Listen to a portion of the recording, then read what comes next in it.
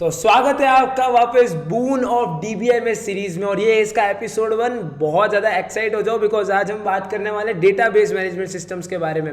और इस सीरीज में आप जानोगे डेटाबेस मैनेजमेंट सिस्टम के कुछ ऐसे कंसेप्ट जो कि अपने आप में बहुत शानदार है और बहुत मज़ेदार है। और जैसा कि हमारे हर एपिसोड्स के साथ होता है, आपको नोट्स वगैरह सब डिस्क्रिप्शन में मिलेंगे।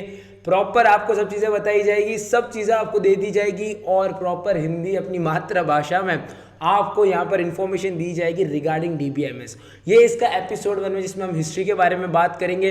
हम ये लोग बात करेंगे कि डीबीएमएस के कुछ कोर कंसेप्ट है उसके बारे में हम बात करेंगे कि डीबीएमएस की हिस्ट्री के बाद हम देखेंगे डीबीएमएस मॉडल, डीबीएमएस आर्किटेक्चर के बारे में, और हम ईआर मॉडल के बारे में भी जान रहे होंगे और कुछ कीज के मेजर डिफरेंसेस के बारे में भी जान रहे होंगे और ये भी जान रहे होंगे कि एक ईआर मॉडल को टेबल में कैसे कन्वर्ट किया जाता है। तो तैयार हो जाओ एपिसोड 1 के लिए फुल जोश फुल एनर्जी के साथ। एपिसोड 1 में हम चलते हैं और फटाफट से बिना टाइम खराब किए चलते हैं मेरे वेब ब्राउज़र पे। आज मैंने सही बोल दिया तो फटाफट से हम चलते हैं हमारे वेब ब्राउज़र पे। तो अब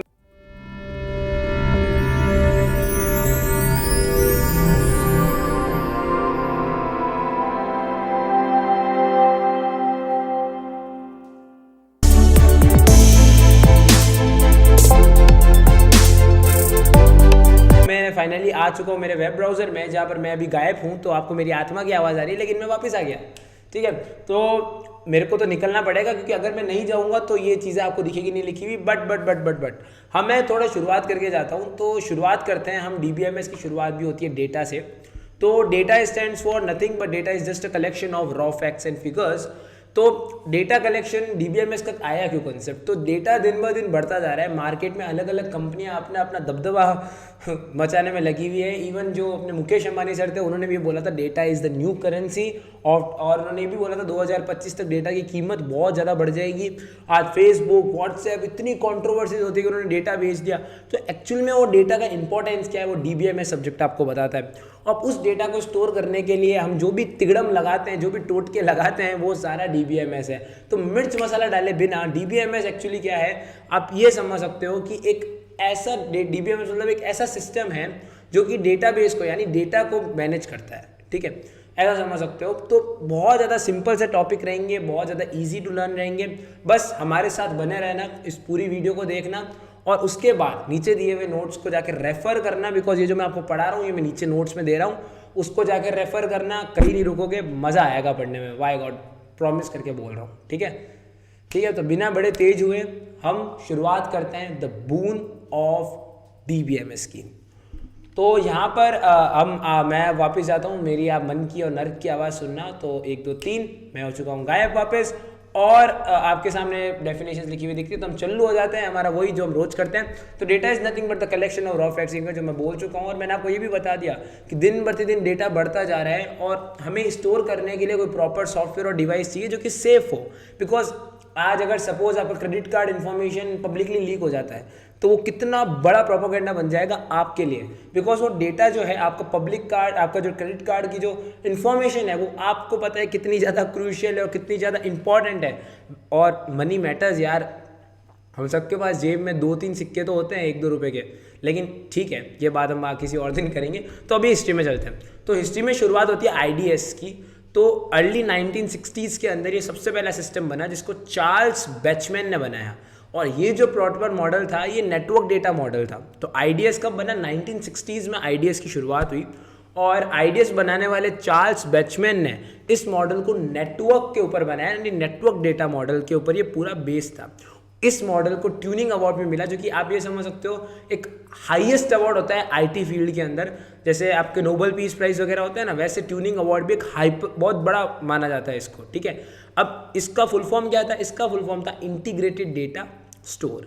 ठीक है, जो कि 1960s में बनाया गया और नेटवर्क डेटा मॉडल पे ये बेस था। चार्ल्स बैचमैन इसके फाउंडर थे और इनको ट्यूनिंग अवार्ड भी मिला इसके लिए।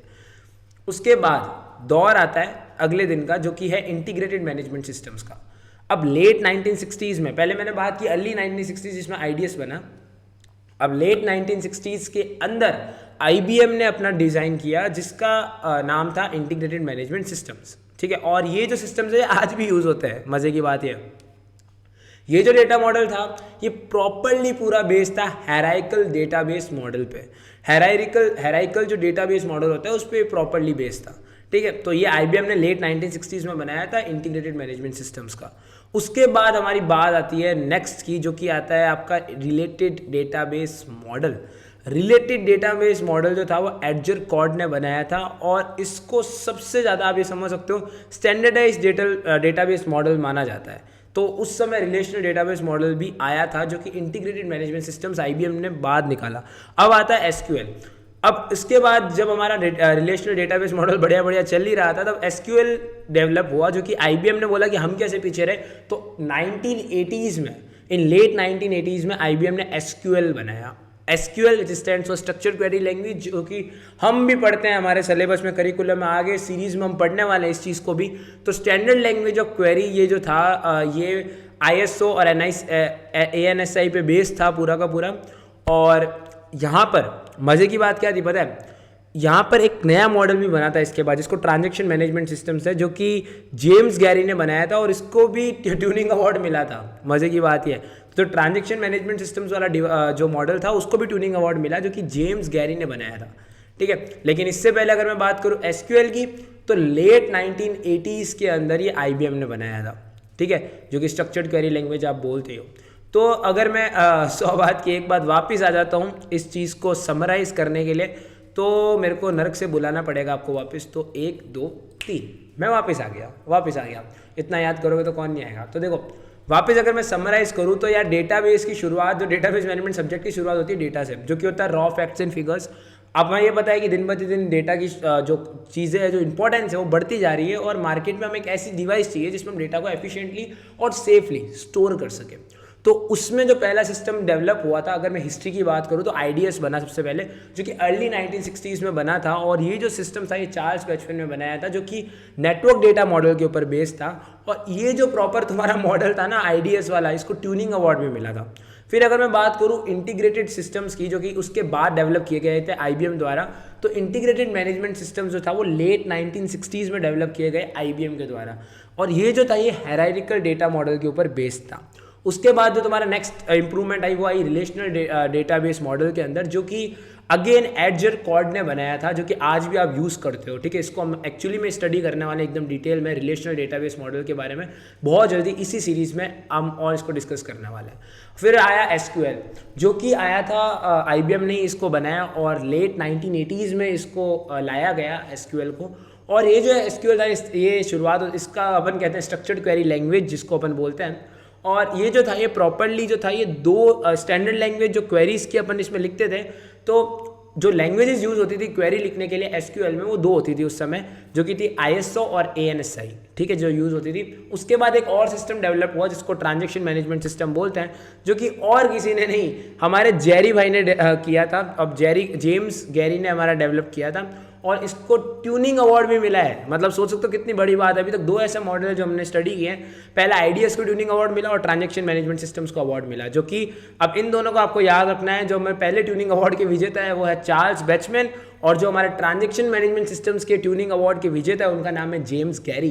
तो अपने आप में बहुत मज़ेदार लेवल की बात है। ये तो बात होती है हिस्ट्री, इसकी प्रॉपर अगर हिस्ट्री की बात करें। अब अगर हम आ जाते हैं हमारा नेक्स्ट पार्ट के ऊपर, तो वो है डेटाबेस की शुरुआत, डेटाबेस क्यों काम आता है, और सब चीज़ अब देखने वाले डेटाबेस के बारे में। तो चलिए खोलते हैं अब डेटाबेस को, ठीक है। तो मैं वापस गायब होता हूँ और आपको देखने देता हूँ इस चीज़ में हम क्या करने वाले। तो ये मैं गया, ठीक है, वापस मैं गायब हो गया, और यहाँ पर आता है डेटाबेस। तो डेटाबेस एक्चुअली में क्या है, collection of interrelated data which is widely used for retrieve data, delete data और इंसर्ट डेटा। भाई डेटाबेस का काम क्या है, डेटा को आपको क्या करने का है, उस डेटा को आपको रिट्राइव करना है। जब भी यूजर कोई क्वेरी पास करे, जब मेरे को उस डेटा बताओ जिसमें स्टूडेंट का नाम हर्ष लिखा हुआ है, उनका सारा डेटा दिखा दो, तो वो रिट्रीव में आ गया। डिलीट डेटा यानी आपको किसी डेटा को डिलीट करना है कि हर्ष नाम के डेटा को रिमूव कर दो इस दुनिया से, मतलब ठीक है ना, ऐसा मत सोचो। उसके बाद आता है इंसर्ट डेटा। तो इंसर्ट डेटा क्या करता है, डेटा को इंसर्ट करना। आज सपोज आपको मेफिस्टो का डेटा, ठीक है, वो बात एमसीक्यू की है, वो इधर नहीं करनी। बट अगर मेरे को डेटा को इंसर्ट करना है तो उसमें भी डेटाबेस काम आता है। और अगर ये चीज़ें आपको एफिशिएंटली करनी है तो डेटाबेस तो है ही है, जिसके लिए डेटाबेस बना गया है। तो डेटाबेस 3 कारणों की वजह से सबसे ज़्यादा पॉपुलर है, बिकॉज इसमें सबसे पहले क्या इंटर रिलेटेड डेटा का कलेक्शन है। और ये काम क्या आता है, ये रिट्राइव करना डेटा को, अगर आपको रिट्रीव करना है, डेटा को डिलीट करना है, डेटा को इंसर्ट करना है और एफिशिएंटली करना है, तो ये डेटाबेस आपके काम आ सकता है, वजह से कर सकता है ये काम ये। और तो और इस डेटा को, अब ये जो तुमने डेटा इसको दे दिया है, तो ये स्टोर कैसे करता है डेटा को, ये सबसे बड़ा दिमाग में आता है। तो देखो नॉर्मली ये स्टोर कैसे करता है, तो ये स्टोर करता है टेबल्स के फॉर्म में, व्यूज़ के फॉर्म में। व्यूज़ एक्चुअली वर्चुअल टेबल्स के लिए स्टैंड होता है, स्कीमा और रिपोर्ट्स के फॉर्म में। और इसको शॉर्ट फॉर्म में आपको बताता हूँ, TSVR याद रखना, TSVR टेबल, स्कीमास, व्यूज़ और रिपोर्ट्स के अंदर ये डेटा को स्टोर करता है और डेटा को ऑर्गेनाइज रखता है बेसिकली। ठीक है, तो डेटाबेस क्या करता है, collection of interrelated data, जो कि क्या काम आता है, डेटा को रिट्रीव करने के लिए, डेटा को डिलीट करने के लिए, डेटा को इंसर्ट करने के लिए एफिशिएंटली, तो डेटाबेस काम आता है। अब डेटाबेस नॉर्मली किस चीज़ के लिए काम आता है भाई, डेटा को ऑर्गेनाइज करना, किसके फॉर्म में, किस फॉर्म में डेटा को ऑर्गेनाइज किया जाता है, ये सबसे बड़ा क्वेश्चन है। तो भाई लोग डेटाबेस को अगर ऑर्गेनाइज करना है तो TSVR याद रखना जिंदगी में।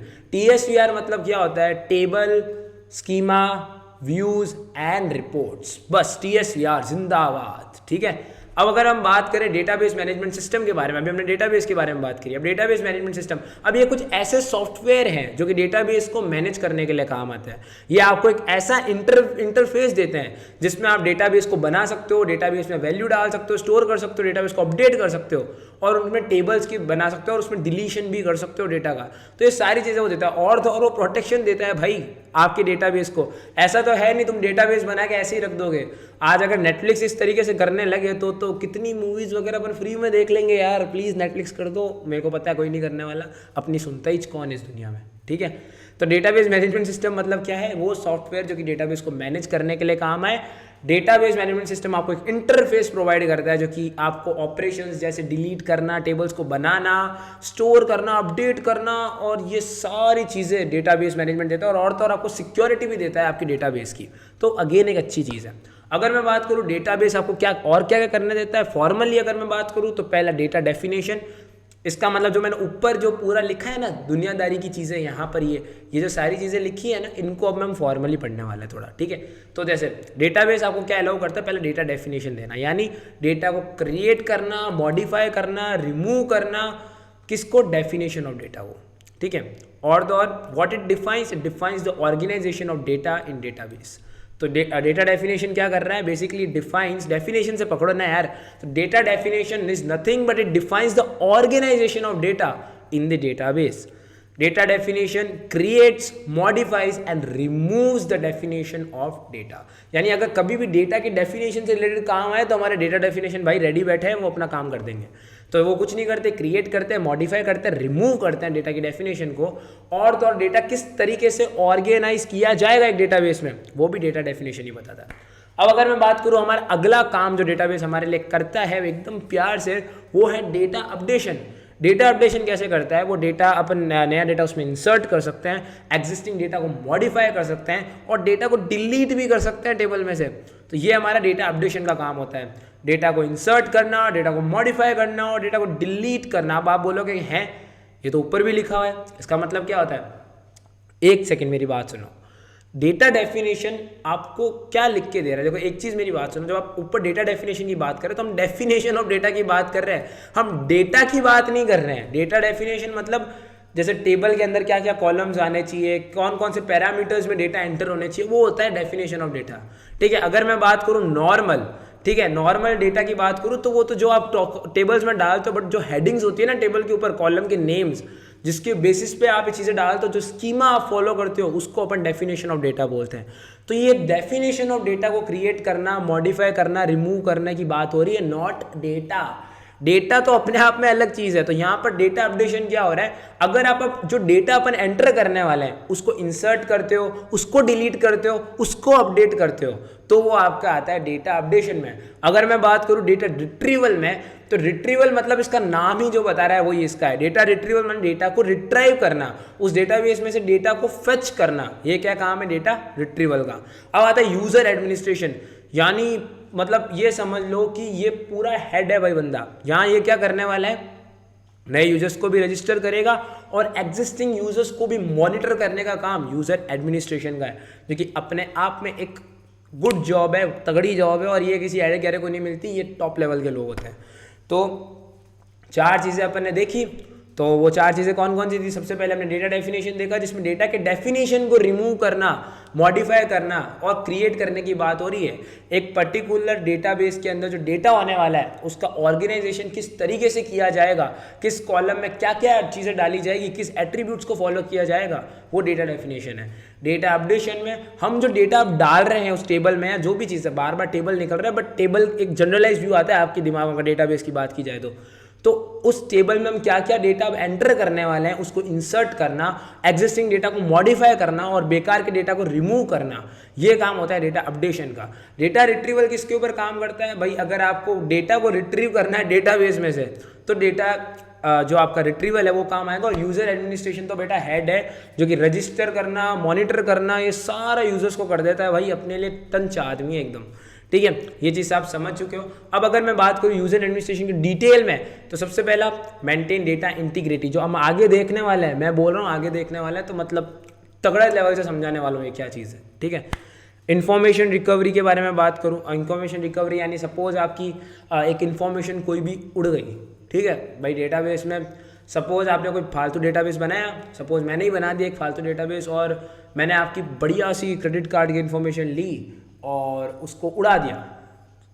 अब मेरे को अगर वो इन्फॉर्मेशन वापस रिकवर करनी है, ठीक है, तो उसके लिए डेटाबेस एक बहुत लेवल अच्छा आपको प्रोवाइड करता है सपोर्ट, कॉन्करेंसी कंट्रोल प्रोवाइड करता है, डेटा को यूजर्स को मॉनिटर करना एक प्रोवाइड करता है, और सिक्योरिटी तो भाई देता ही है। तो ये जो चीज़ें हम आगे एकदम डिटेल में देखने वाला है, मतलब टेंशन लो ही मत ही, पूरा सब्जेक्ट ही साला इनके अराउंड ही घूमता है। तो समझ गए क्या चीज़ है ये? अब मेरे को नहीं लगता कुछ और बताने का चाहिए। अब अगर मैं बात करूँ कैरेक्टरिस्टिक्स की, तो भाई कैरेक्टरिस्टिक्स मतलब क्या होता है? डेटाबेस के कुछ फीचर्स एक्चुअली में। तो सबसे पहला इसका फीचर क्या है? ये डिजिटल रेपोजिटरी को यूज़ करता है। सबसे पहला फीचर, ये डिजिटल रेपोजिटरी को यूज़ करता है किसके ऊपर? सर्वर के ऊपर, इन्फॉर्मेशन को मैनेज करने के लिए, इन्फॉर्मेशन को स्टोर करने के लिए। तो सबसे पहला इसका कैरेक्टरिस्टिक क्या है? ये डिजिटल रेपोजिटरी को यूज़ करता है सर्वर के ऊपर डेटा को स्टोर करने के लिए, मतलब इन्फॉर्मेशन को स्टोर करने के लिए, अब और इन्फॉर्मेशन को मैनेज करने के लिए। अब डेटा और इन्फॉर्मेशन में फ़र्क होता है, ठीक है। तो किसको यूज़ कर रहा है ये? डिजिटल रेपोजिटरी को, सर्वर के ऊपर इन्फॉर्मेशन को स्टोर करने के लिए, इन्फॉर्मेशन को मैनेज करने के लिए।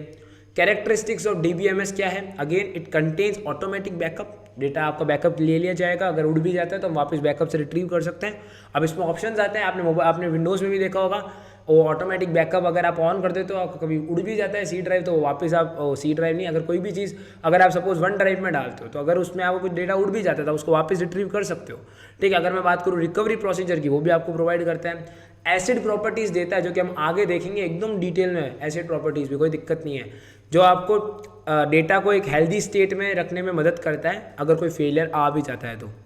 और ये आपको क्या करता है भाई? सबसे इंपॉर्टेंट सपोर्ट प्रोवाइड करता है डेटा मैनिपुलेशन का, डेटा को प्रोसेस करने का, सिक्योरिटी का, और तो और डिफरेंट व्यू पॉइंट से डेटा को देखने का। इसका मतलब क्या है? जैसे सपोज भाई अगर मैं खुद की कॉलेज खोलता हूँ, बढ़िया से एक कॉलेज खोलता हूँ, ठीक है, और उस कॉलेज के अंदर सपोज सबसे पहले एक स्टाफ होगा जिसको मैनेज करने वाला होगा, जो एडमिन सेल होगा वो होगा, स्टूडेंट्स होंगे, उनके ऊपर कुछ फैकल्टीज़ होंगे जो उनको देखेंगे, और उनके ऊपर कुछ डीन्स एंड HODs होंगे, और देन उनके ऊपर एडमिनिस्ट्रेशन काउंसिल होगा, जो कि जैसे रजिस्ट्रार हो गया, प्रेसिडेंट्स हो गए, चेयरमैन हो गए, ये लोग होंगे।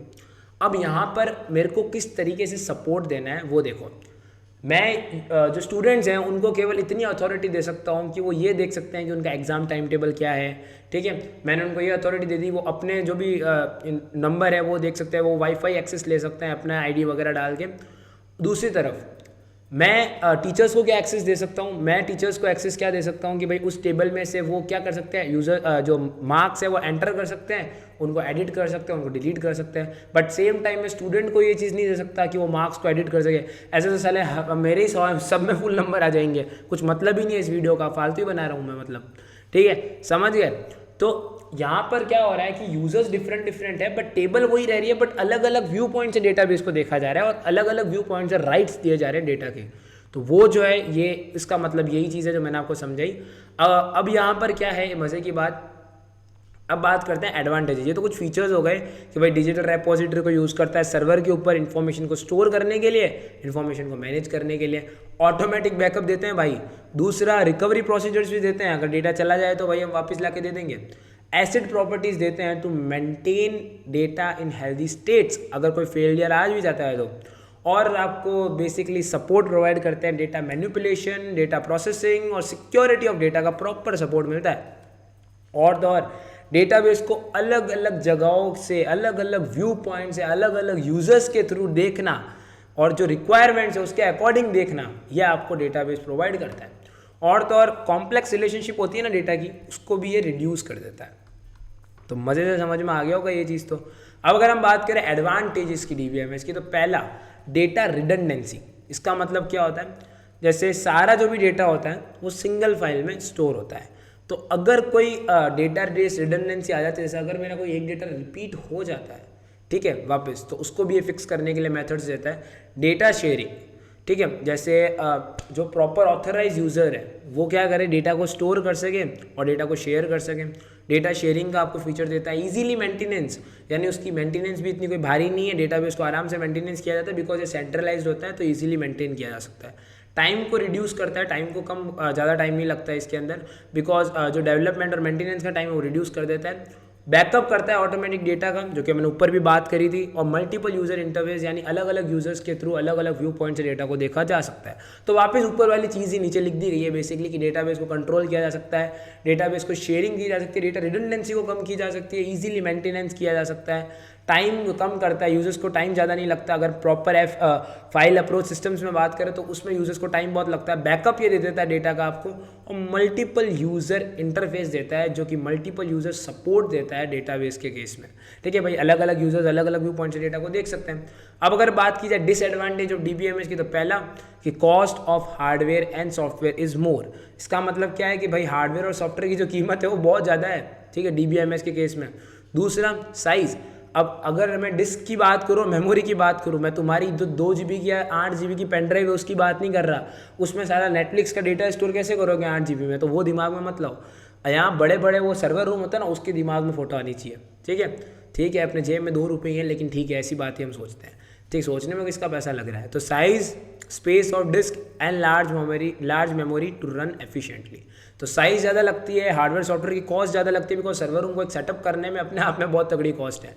Complexity, DBMS create additional complexity and requirements, because यहाँ पर आप इतने ज़्यादा कॉन्सेप्ट्स पे ओवरलोड होते हो कि हो सकता है यहाँ आपको बहुत ज़्यादा कॉम्प्लेक्सिटी भी फील हो।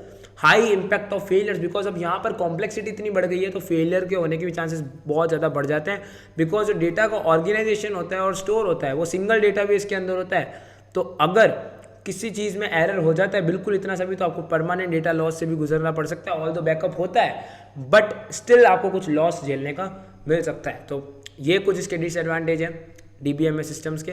तो अगर अब इन डिटेल में मैं इनको आपको समझाऊँ वापस, अगर मैं वापस प्रकट होके ये समरी आपको दूँ यहाँ तक की, तो आप फटाफट से नरक से आवाज़ दीजिए मेरे को। तो यहाँ पर मैं वापस आ चुका हूँ आपकी आवाज़ को सुन के, एकदम प्यारी सी आवाज़, ठीक है। तो यहाँ पर डेटाबेस एक्चुअली में क्या है, it is the collection of interrelated data, क्योंकि काम क्या आता है, डेटा को रिट्रीव करने के लिए, डेटा को डिलीट करने के लिए और डेटा को इंसर्ट करने के लिए, ठीक है, एफिशिएंटली। अगर ये आपको डेटा को रिट्रीव करना है, स्टोर करना है, अपडेट करना है, डिलीट करना है, जो भी चीज़ें तुम्हें करनी है भाई लोग, उसके लिए तो सबसे तगड़ी चीज़ आप यूज़ कर सकते हो वो है डेटाबेस, ठीक है। अब डेटाबेस में आप इन्फॉर्मेशन कैसे स्टोर करोगे, डेटा कैसे स्टोर करोगे, ऑर्गेनाइज्ड फॉर्म में अगर आपको स्टोर करना है कैसे करोगे, आप यूज़ करोगे TSVR का, यानी टेबल, स्कीमा, व्यूज़ और लास्ट में रिपोर्ट्स। इन चीज़ों का आप यूज़ कर सकते हो। और भी चीज़ें होती है भाई, जैसे चार्ट्स हो गई, ग्राफ हो गई, लेकिन अभी मैं आपको बेसिक चीज़ें बता रहा हूँ। TSVR याद रखो, काम खत्म करो, समझ गए। अब हम बात करते हैं डेटाबेस मैनेजमेंट सिस्टम्स की। तो डेटाबेस मैनेजमेंट सिस्टम एक्चुअली में क्या है, तो डेटाबेस के ऊपर बात की ना, डेटाबेस को एकदम प्रॉपर्ली रिट्राइव कर सके, स्टोर कर सके, collection of interrelated data which is use to retrieve, insert and delete data efficiently. अब उसके लिए अगर आपको एक सॉफ्टवेयर मिल गया है, वो एक्चुअली डेटाबेस सिस्टम है, यानी वो सॉफ्टवेयर जो डेटाबेस को क्या कर सके, मैनेज कर सके, वो आपका डेटाबेस मैनेजमेंट सिस्टम हो चुका है। ये आपको इंटरफेस प्रोवाइड करता है जिससे आप ये ऑपरेशंस कर सको, जैसे डेटाबेस को क्रिएट करना, स्टोर करना, डिलीट करना, अपडेट करना और टेबल्स को क्रिएट करना, ठीक है। इन सब चीज़ों का जो काम है ये डेटाबेस मैनेजमेंट सिस्टम करता है और इसके लिए आपको टूल्स प्रोवाइड करता है, सपोर्ट प्रोवाइड करता है, ठीक है। अगर मैं बात करूँ दूसरा तो ये आपको प्रोटेक्शन प्रोवाइड करता है, भाई कोई भी डेटाबेस उसकी प्रोटेक्शन को प्रोवाइड करता है। डेटाबेस जो आपका होता है ये आपको क्या मदद करता है, या सबसे पहले वो मदद करता है डेटा डेफिनेशन में। अगर आप डेटा की डेफिनेशन डिफाइन कर रहे हो तो उसको क्रिएट करना, फिर उसको मॉडिफाई करना और उसको डिलीट करना, ठीक है। यानी बेसिकली डेटा डालने से पहले जो आप डेफिनेशन डालते हो डेटा की कि भाई कौन से कॉलम में क्या चीज़ें एंटर होने वाली है, तो ऊपर कॉलम का नाम वगैरह जो भी आप लिखते हो, अगर मैं आपको बेसिक आइडिया दे रहा हूँ तो वो जो भी काम होता है डेटा डेफिनेशन कहलाता है। और उस डेटा डेफिनेशन को क्रिएट करना, मॉडिफाई करना, ये सब जो भी करने का काम है डेटा डेफिनेशन करता है। डेटा अपडेशन यानी अब आप जो डेटा आप डाल रहे हो, डेटा को डालना, इंसर्ट करना, डेटा को रिमूव करना, डेटा को अपडेट करना, किसके अंदर, उस डेटाबेस के अंदर। कौन निभाता है, डेटा अपडेशन। डेटा रिट्रीवल यानी अब उस टेबल में से तुम्हें डेटा को रिट्रीव करना है, तो इसका क्या नाम है, डेटा रिट्रीवल, उसमें काम आता है। यूजर एडमिनिस्ट्रेशन में क्या आता है, ये काम आता है आपको डेटा को मतलब न्यू यूजर्स जो भी है उनको रजिस्टर करने के लिए और उनको मॉनिटर करने के लिए, तो ये यूजर एडमिनिस्ट्रेशन का काम है। अब अगर मैं बात करूँ यूजर एडमिनिस्ट्रेशन को याद रखने का तरीका, तो माइक में आप याद रखो। माइक में बेसिकली क्या है, माइक में आप ये समझ सकते हो, यहाँ 2 मिनट के लिए मैं गायब होऊंगा वापस बिकॉज थोड़ा इंपॉर्टेंट है। तो देखो माइक में एक्चुअली में क्या है, ये समझ सकते हो एक मेमोनिक है जिसकी वजह से आप ये ध्यान रख सकते हो कि यूजर एडमिनिस्ट्रेशन क्या परफॉर्म करता है। तो पहला M for maintaining data integrity, data integrity को मेंटेन करता है। I stands for information recovery provide करता है। C stands for concurrency control. Again M stands for monitoring users. और E stands for enforcing data security. तो पहला data integrity को maintain रखता है, इंफॉर्मेशन रिकवरी देता है, कॉन्करेंसी कंट्रोल देता है, मॉनिटर करता है यूजर को, और डेटा सिक्योरिटी भी इंश्योर करता है। ठीक है, बड़ी बड़ी बातें हो चुकी है, तो मैं वापस आ जाऊँ क्या, तो ये मैं वापस आ गया। और यहाँ पर आने के बाद मेरे को बहुत बढ़िया लग रहा है, और अब मैं वापस इसकी भी समरी दे देता हूँ भाई। तो कैरेक्टरिस्टिक्स क्या है किसी भी डेटाबेस की, तो पहला ये डेटाबेस को डिजिटल रेपोजिटरी में स्टोर करता है, वो भी सर्वर्स के ऊपर, जिसकी वजह से आप इन्फॉर्मेशन को मैनेज भी आराम से कर सकते हो और इन्फॉर्मेशन को स्टोर भी आराम से कर सकते हो। ये आपको ऑटोमेटिक बैकअप का फीचर देता है, रिकवरी के प्रोसीजर्स देता है, और तो और आपको एसिड प्रॉपर्टीज भी देता है, जो कि आपको डेटा को एक हेल्दी स्टेट में विदाउट एनी फेलियर रखने में मदद करती है। ये आगे पढ़ने वाला है। और तो और आपको सपोर्ट किस चीज़ का देता है, आप डेटा को मैनिपुलेट कर सकते हो, डेटा को प्रोसेस कर सकते हो, डेटा को सिक्योर रख सकते हो, और तो और आप डेटा को डिफरेंट व्यू पॉइंट से देख सकते हो। तो क्या हो गया, automatic backup done, recovery procedures done, acid properties जिससे डेटा हेल्दी स्टेट में रहे डन। चौथा आपको सपोर्ट देता है डेटा मैनिपुलेशन का, डेटा सिक्योरिटी का डन। फोर्थ आपको डेटाबेस को अलग अलग व्यू पॉइंट से देखने में मदद करता है डन। और last database reduce complex relationship of data, जो कॉम्प्लेक्स रिलेशनशिप होती है डेटा की उसको भी क्या कर देता है, रिड्यूस कर देता है। बस इतना ही काम है इसका। ठीक है, अब आप आ जाते हो आगे एडवांटेजेस ऑफ डीबीएमएस की। तो इसका एडवांटेज क्या है, कंट्रोल डेटाबेस, रिडंडेंसी। अगर आपको बिकॉज ये सारे डेटा को एक सिंगल फाइल में रखता है, तो अगर डेटा एक बार से ज़्यादा रिपीट हो रहा है तो उसको कैसे फिक्स आउट करना है, उसके ऊपर भी डेटा रिडंडेंसी काम आता है। यहाँ पर डेटा शेयरिंग, एक डेटा को शेयर कैसे करना है, डेटा शेयरिंग का मदद करता है। डेटा को इजीली मेंटेन रखने में मदद करता है, बिकॉज सारा जो भी सेंट्रलाइज सर्वर में होता है तो मेंटेन हो जाता है। टाइम रिड्यूस करता है, आपका मेंटेनेंस टाइम का मेंटेनेंस टाइम रिड्यूस कर देता है, बिकॉज सर्वर से काम हो रहा है।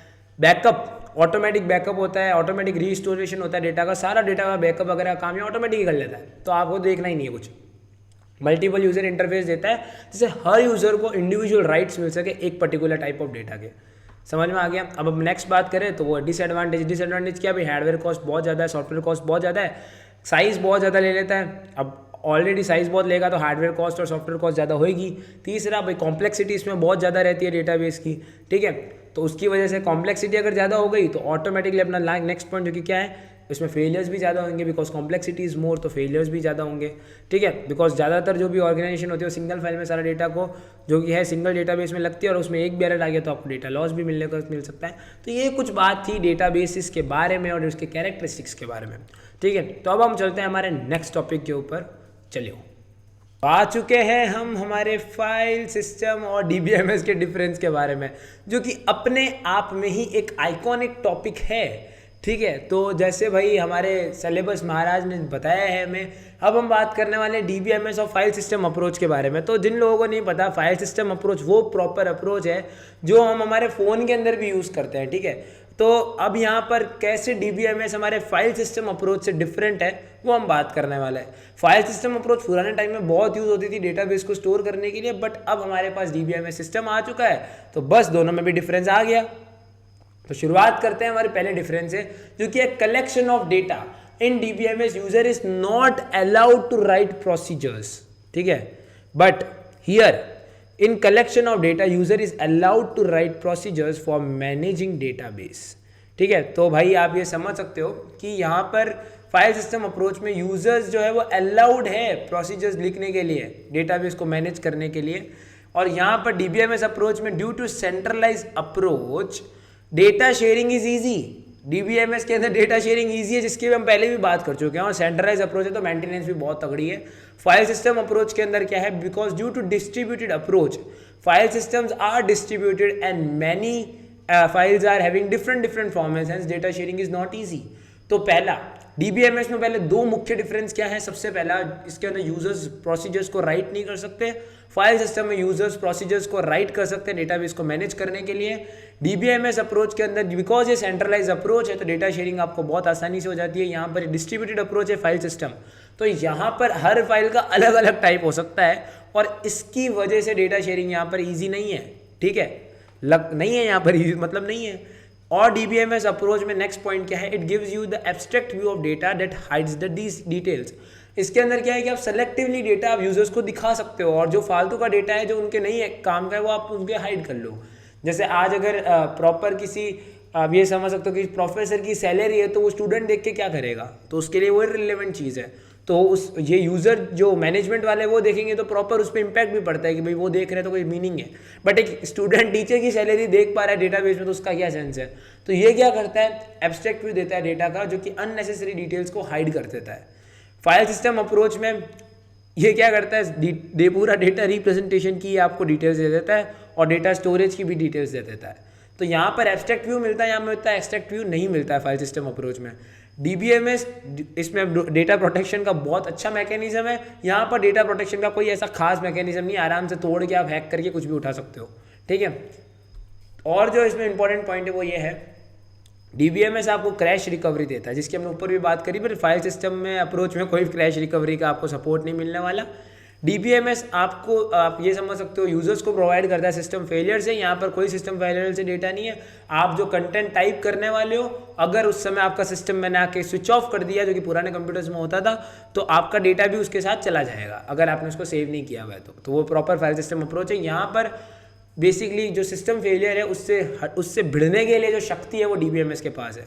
यहाँ पर बहुत ज़्यादा टेक्निक्स का यूज़ किया जाता है डेटा को स्टोर करने के लिए, रिट्राइव करने के लिए, बट यहाँ पर इतना ज़्यादा टेक्निक्स और इतने ज़्यादा फॉर्मूलाज नहीं है डेटा को स्टोर करना और रिट्राइव करने के लिए। तो हमारे फेज़ 1 डिफरेंसेस में हमने क्या देखा, फेज़ 1 में हमने देखा कि भाई हमारे DBMS के अंदर हमें यूजर्स प्रोसीजर्स को राइट रखने की शक्ति नहीं देते, ठीक है, जिसकी वजह से इसकी सिक्योरिटी भी बहुत तगड़ी है। बट फाइल सिस्टम अप्रोच में यूजर्स आराम से प्रोसीजर्स को राइट कर सकते हैं और मैनेज कर सकते हैं डेटाबेस को।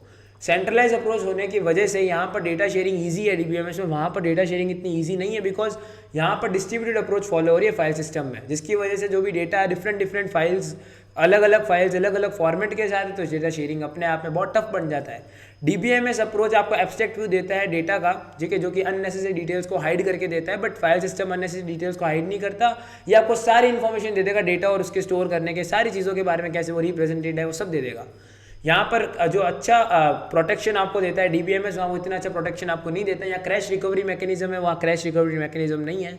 ये सिस्टम फेलियर से डेटा को प्रोटेक्ट करता है, वो सिस्टम फेलियर से डेटा प्रोटेक्ट नहीं करता। अगर आपने जो लास्ट एंटर डेटा होगा अगर उसको सेव किया हुआ तो ठीक है, नहीं तो उड़ जाएगा। यहाँ पर बहुत ज़्यादा टेक्निक्स देता है डेटा को स्टोर करने की, डेटा को रिट्राइव करने की, बट यहाँ इतनी ज़्यादा टेक्निक्स और टैक्टिक्स नहीं दिए जाते डेटा को स्टोर और रिट्राइव करने के फाइल सिस्टम अप्रोच में। अगर हम बात करें नेक्स्ट जो हमारा फेज़ 2 के डिफरेंसेस है उसके बारे में हम बात कर ही लेते हैं, तो टाइम क्यों खराब करें, बात करना स्टार्ट करते हैं। DBMS अप्रोच जो है ये बेसिकली आप ये समझ लो कि it take cares of concurrent access of data using some sort of locking, यानी जो कॉन्करेंसी है डेटा के अंदर, ठीक है, उसको सम सॉर्ट ऑफ जो कॉन्करेंट डेटा आ रहा है, ठीक है, उसको क्या कर देता है, लॉक कर देता है। बट यहाँ पर डेटा के पास कॉन्करेंट एक्सेस होता है, इसकी वजह से ये redirecting the file while deleting some sort of info और updating some sort of info, यहाँ ये चीज़ें दिक्कत होती है किसके अंदर, फाइल सिस्टम अप्रोच में।